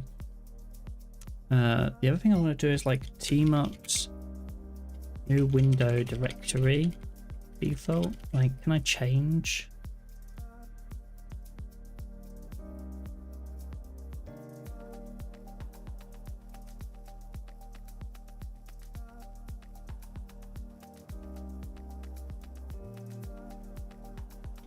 Maybe a ChatGPT. I'm looking to configure Tmux.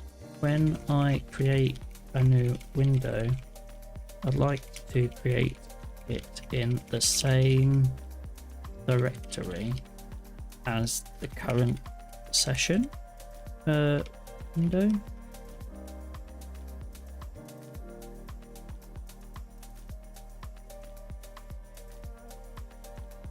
Yep. I know. I give me the answer. Bind C, create new window dash C. Pane current path. Interesting. Same with the split windows. Yeah, okay. Z. Let's just do Z Tmux. Oh no, it's just. Let's just do vim.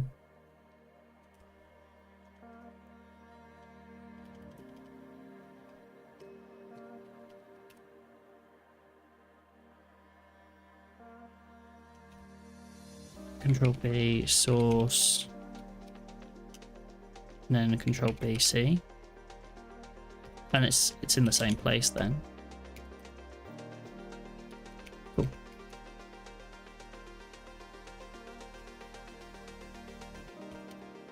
And if I changed into some directory, if I just went design and then did Control B C.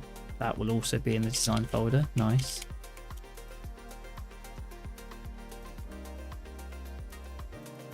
Sweet.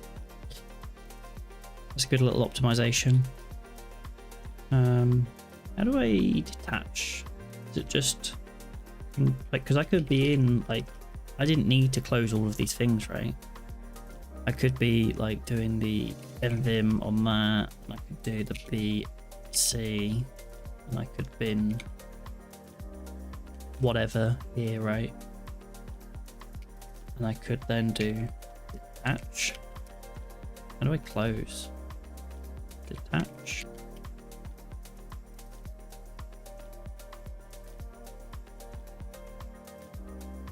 Control BD. Tmux is going to create a new session. Tmux-A. Attach.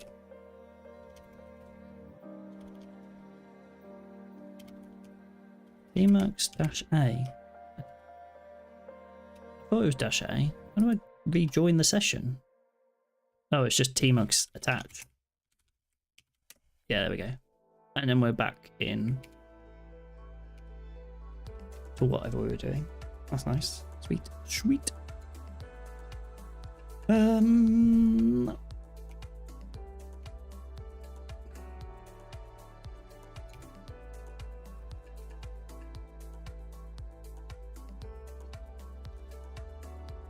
I think there's a Tmux sessionizer.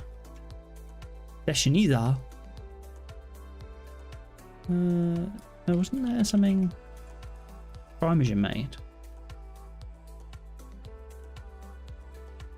Or was it something he uses? Maybe it's something he uses.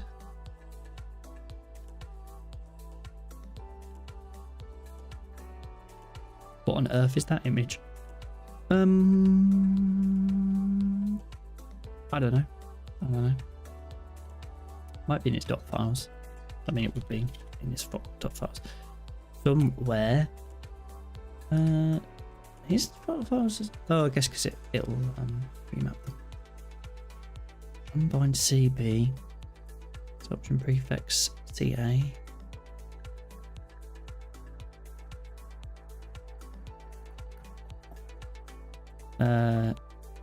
New window C current path. Okay.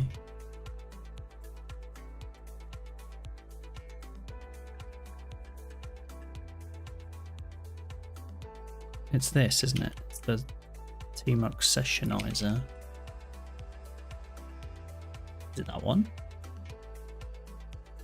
Tool for opening Git repositories as Tmux sessions.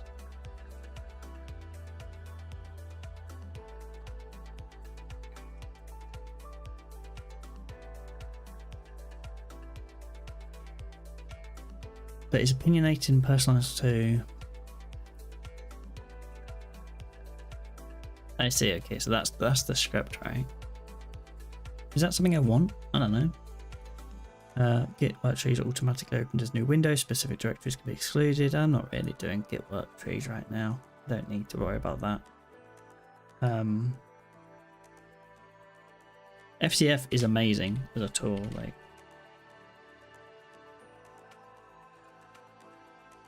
I mean, I shouldn't run it in that directory just there like that, but Tmux attach, and I could have just done Control B2 and CF in here.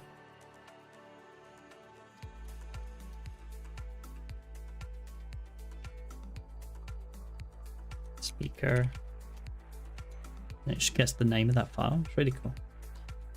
Because I could just do FCF and then pipe that into nvim, and then is that the wrong?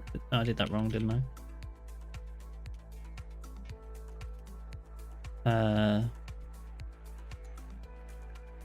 No, it's FCF and then xargs and vim or something like that. No, I don't know. Never mind. My bash mazish isn't that good yet.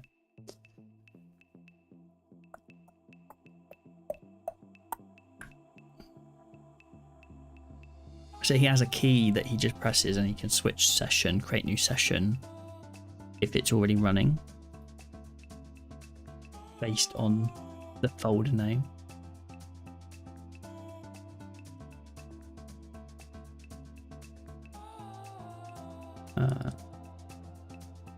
Yeah, that's pretty cool actually. He does dash below whatever the leader key is, Control B in my case, F, and then it just runs this new window sessionizer that then switches client.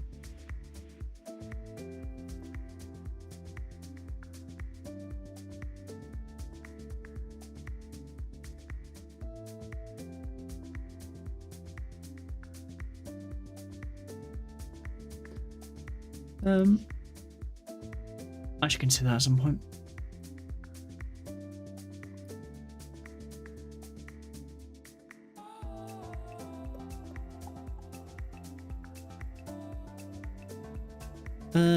Let's do something fun for a bit and then probably call it.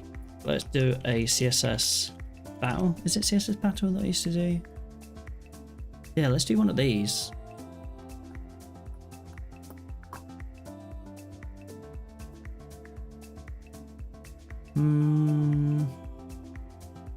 There's some weird ones in here.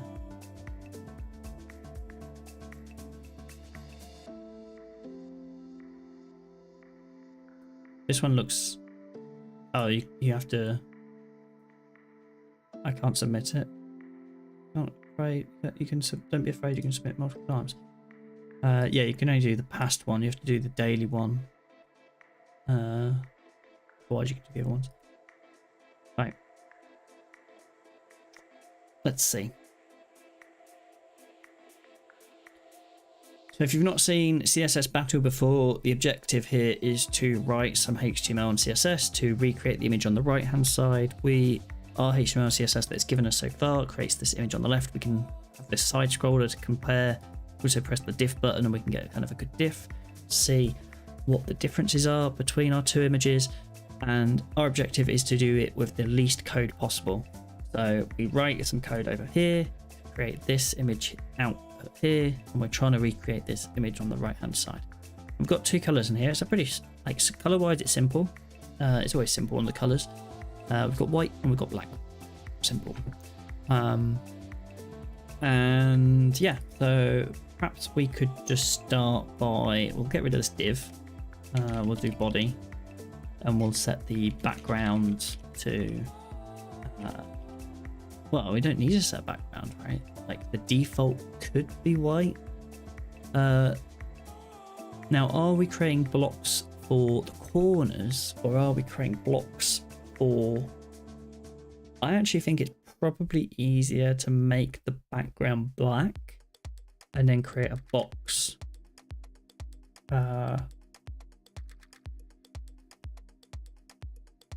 Yeah, let's do the background as black. We can do #000 as like the simplest, smallest version of the black. Then let's do our div. We can do the background. If we could spell background correctly, we'd spell it like that. And we would then also perhaps set a perhaps we do position. Absolute or like fixed. inset 10 pixels. Now we know that's not quite right just yet. If we do a diff, we'll get like a bit of an exclusion zone. We do 50, 60, 50, 40. 40 looks bang on. It's 40 pixels space around the outside. Around the outside, around the outside.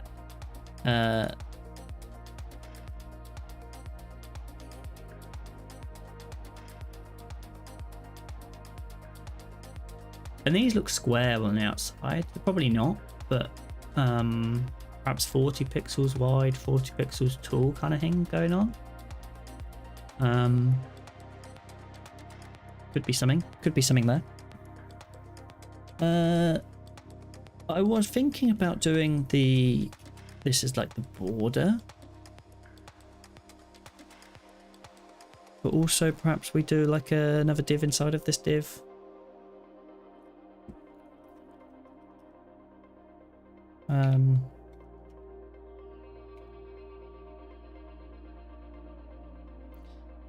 We'd have to make sure that this is like, can we now make use of nesting? Yes, nesting works. So in here we'll have another div. This has to be a direct descendant, right? Color or like background black. Width 40 pixels, height 40 pixels. We need to center it, right? I think it's in the center of the screen. So then we do display blacks, perhaps. Align content. No. Center. No, not with an L. That's not done anything. Justify content center. Okay. Line items in the center.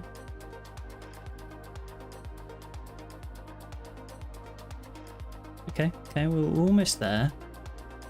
It's not the most smallest block of code, but it's relatively tidy. Let's now go for the top and the bottom, and the right, left and the right. How do we want to do that? Well, I'm thinking pseudo element, probably, on this div as well. So we could do like and first, no, before.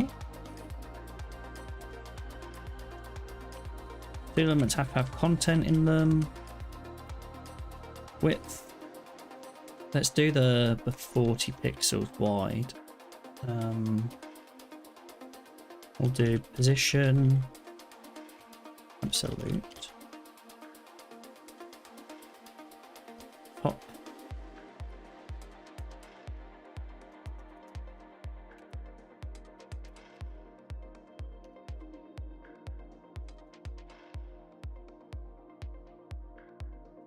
Background red. Okay. We'll do white. The Z index on here, we'll set higher. And then we'll also do, perhaps we could do like and after on here, but then we'll specify that the before is this one with that width, and then like the after is the height, and then it's auto, and it's like minus 40 pixels. The reason I've done that is because zero is here. So I need to account for the fact that we come in. The diff is absolutely spot on. So it's pretty. It's a lot. It's a chunk of code. It's not the cleanest, it's not the simplest. Could I do it with less elements? Possibly. I might be able to get rid of this div.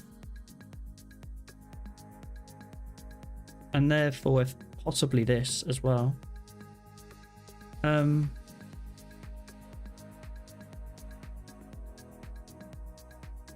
By 2 lines, perhaps? If I set like a border 50 pixels solid red, like, problem is that comes in there, so then I need to do box sizing border box. Is it content box? No. So that probably makes things more complicated.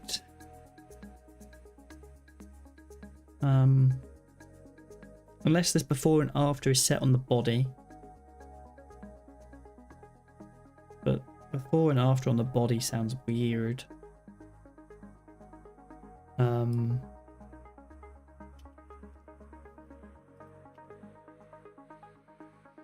like that. Don't like that, does it? That's very odd. So perhaps we don't take that approach. Perhaps this is fine. This is fine. Let's submit it. See what we get.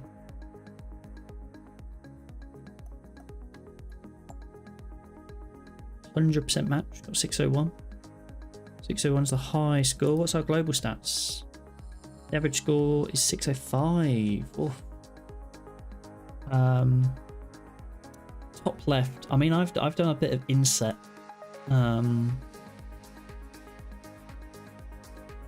And actually, yeah, I like inset for this. I probably could have done inset instead of the word auto. I probably could have done inset like block, but that's actually more characters than space auto. These are logical properties. So that's one of the ways I could probably have trimmed, but no, that's not what it is. I mean, does it help if I minify the code? Maybe. Could the style element be the div? No, that's a bit weird.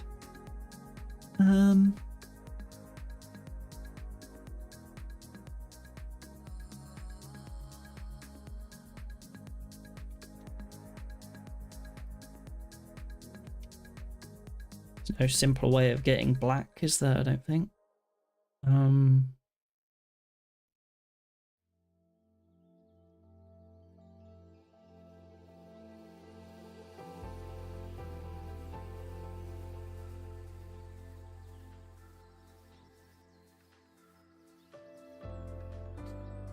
Aligning this square in the center. Could that have been done in a different way?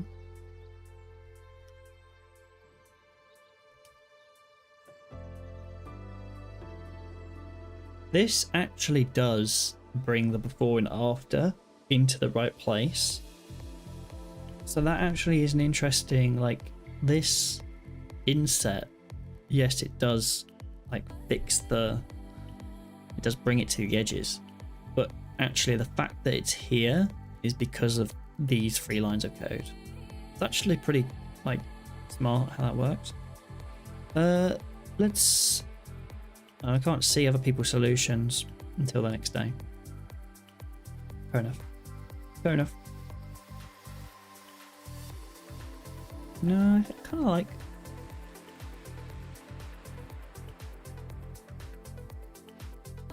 Most used properties with position, top and left. Yeah, it makes sense.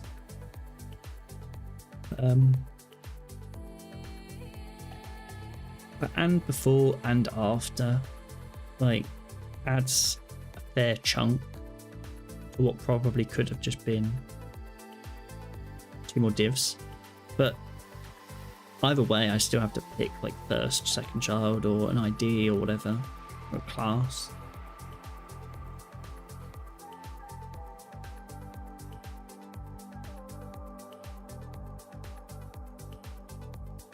That probably doesn't help. Fine. I'm happy with that. Let's go for another one. Do a battle. Battle.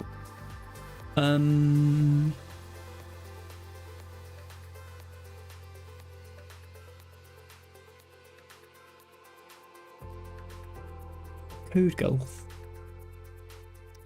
I mean, this is an interesting one. Let's just do this perhaps quickly. So we'll do body. We'll set a background to this. In fact, we can just press that. Background. That's our background there. We've got our div. Let's use our div as our circle. So how do we want to do the circle? I kind of do want this to, I want to write it in a way that would allow me to do the... Would allow me to adjust the percentage perhaps on this. I know it's probably just 25%, right?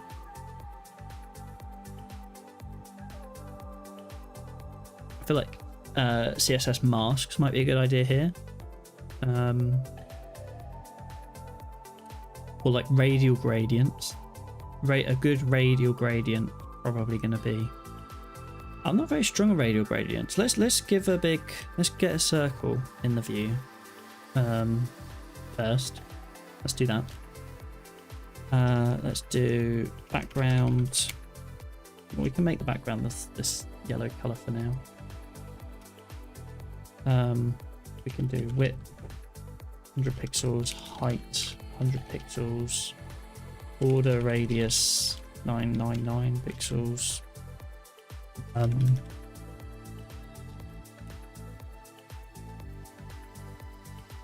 200 pixels. We'll do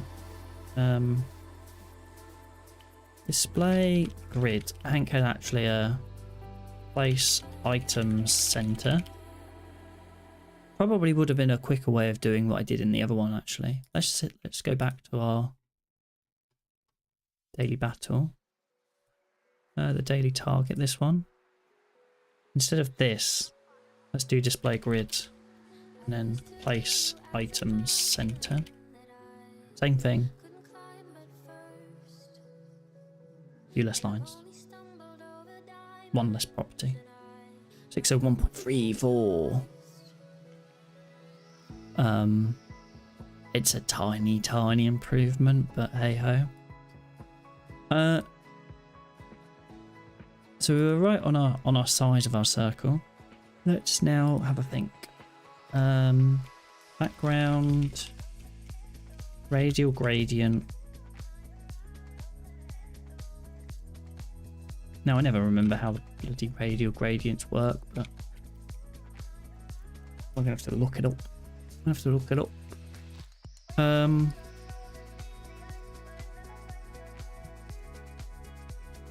There's different ways of doing the gradients. Repeating radial, conic gradient. Actually a conic gradient that I want. So let's grab... Oh, apparently that didn't copy. You said it copied, but it really looks like you haven't copied there. Conic gradient. I don't need a repeating conic gradient. I just need a simple conic gradient. You know, just your casual, simple conic gradient. There we go. That'll do. Beautiful. Look at that. That is disgusting. But anyway. Again, that's not quite from 90 degrees at 0, 0. Angle preceded by the from key term and taking angle as its value defines a gradient rotation in a clockwise direction. Angular color stop.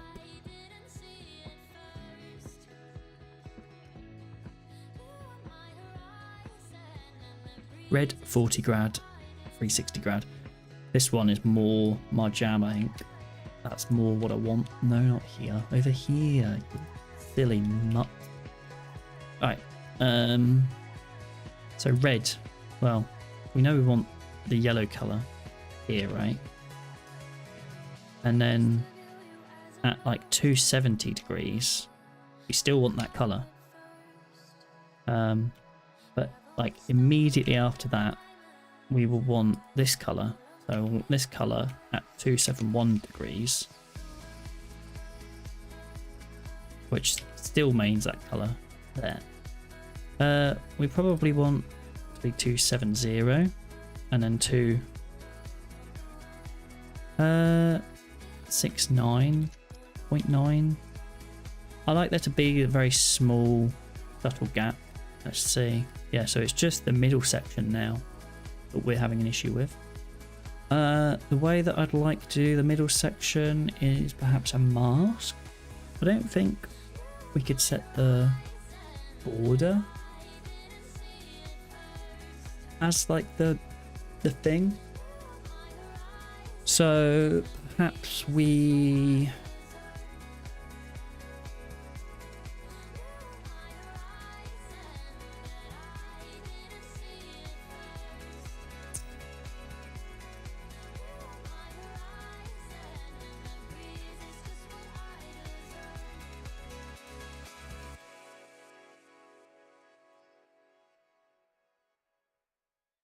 So I just need to cut the middle out.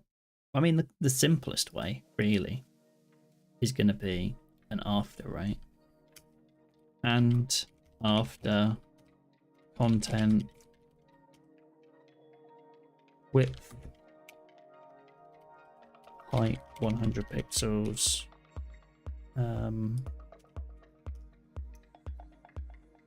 Or even I set the background to the purple color, right? And then position absolute inset 100 or like 50 pixels. But then this has to have a position relative on it. And then obviously the border, yes, 100 pixels. Let's just do a diff quickly, and then we can just fine tune this 60, 50, 40, 40 is the inset.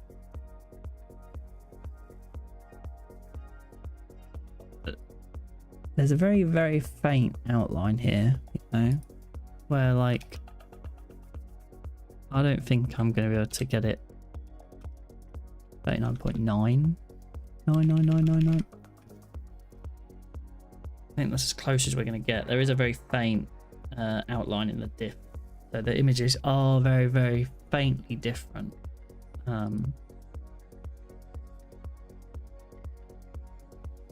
But I'm quite happy with that. Like there's a good chunk of CSS in there, but there's only one div.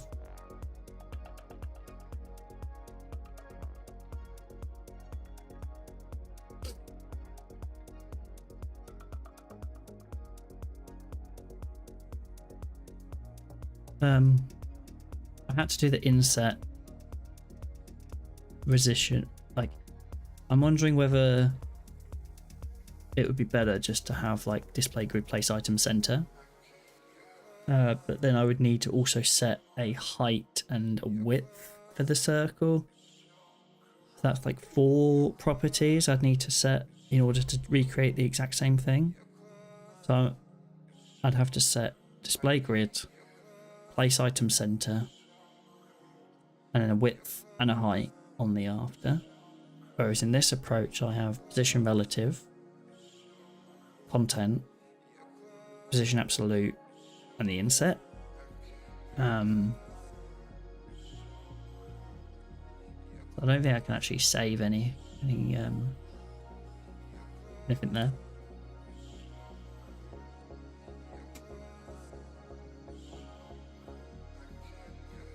The other thing I probably could have done is have it as a second div or something. I've got 601 there.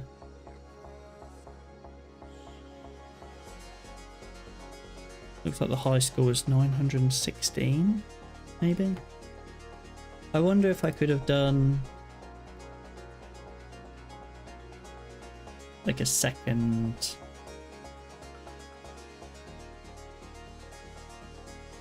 like rather than doing this, if I take that off, and actually instead of doing the inset, I could have just set like the height pixels.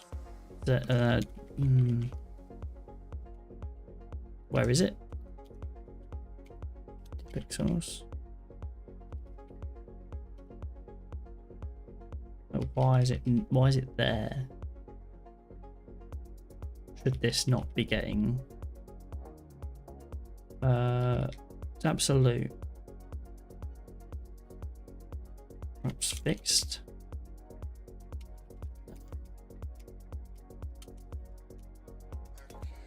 Yeah, I think that's probably the best we can do there. I quite like it. I mean, the thing is here as well is like if I wanted to set this as a configurable, I could be percentage or like radius. Then I can set in here like 270 degrees.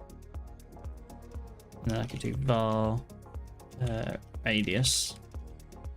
And then in this one I can do calc var radius minus 0.1 degree. And then here I can just basically change this number to be like whatever I want.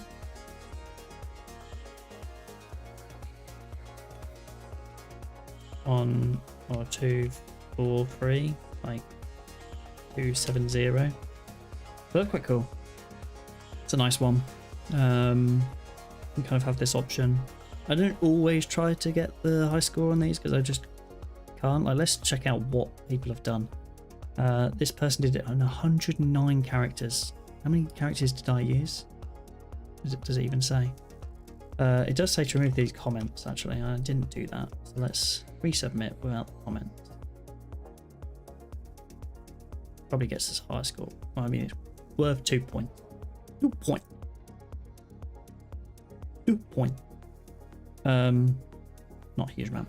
But these people got kind of a ridiculous amount. Let's see. Can I see what they got? What they did?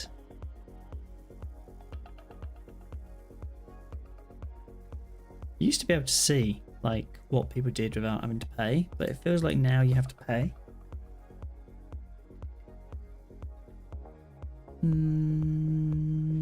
Like I'd really like to see what solutions people came up with.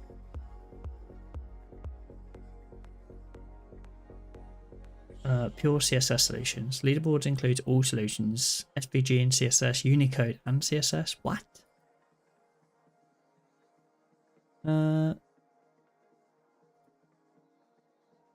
Yeah, I'd love to see how people did that in those smaller.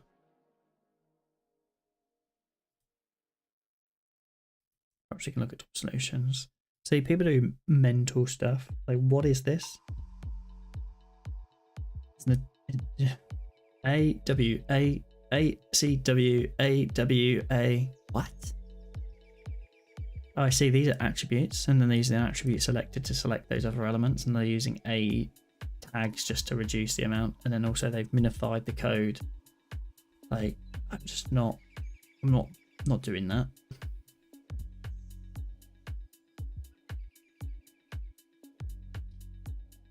What did it say at the top there? It says you are seeing only unique solutions in the top 10. Alright, okay.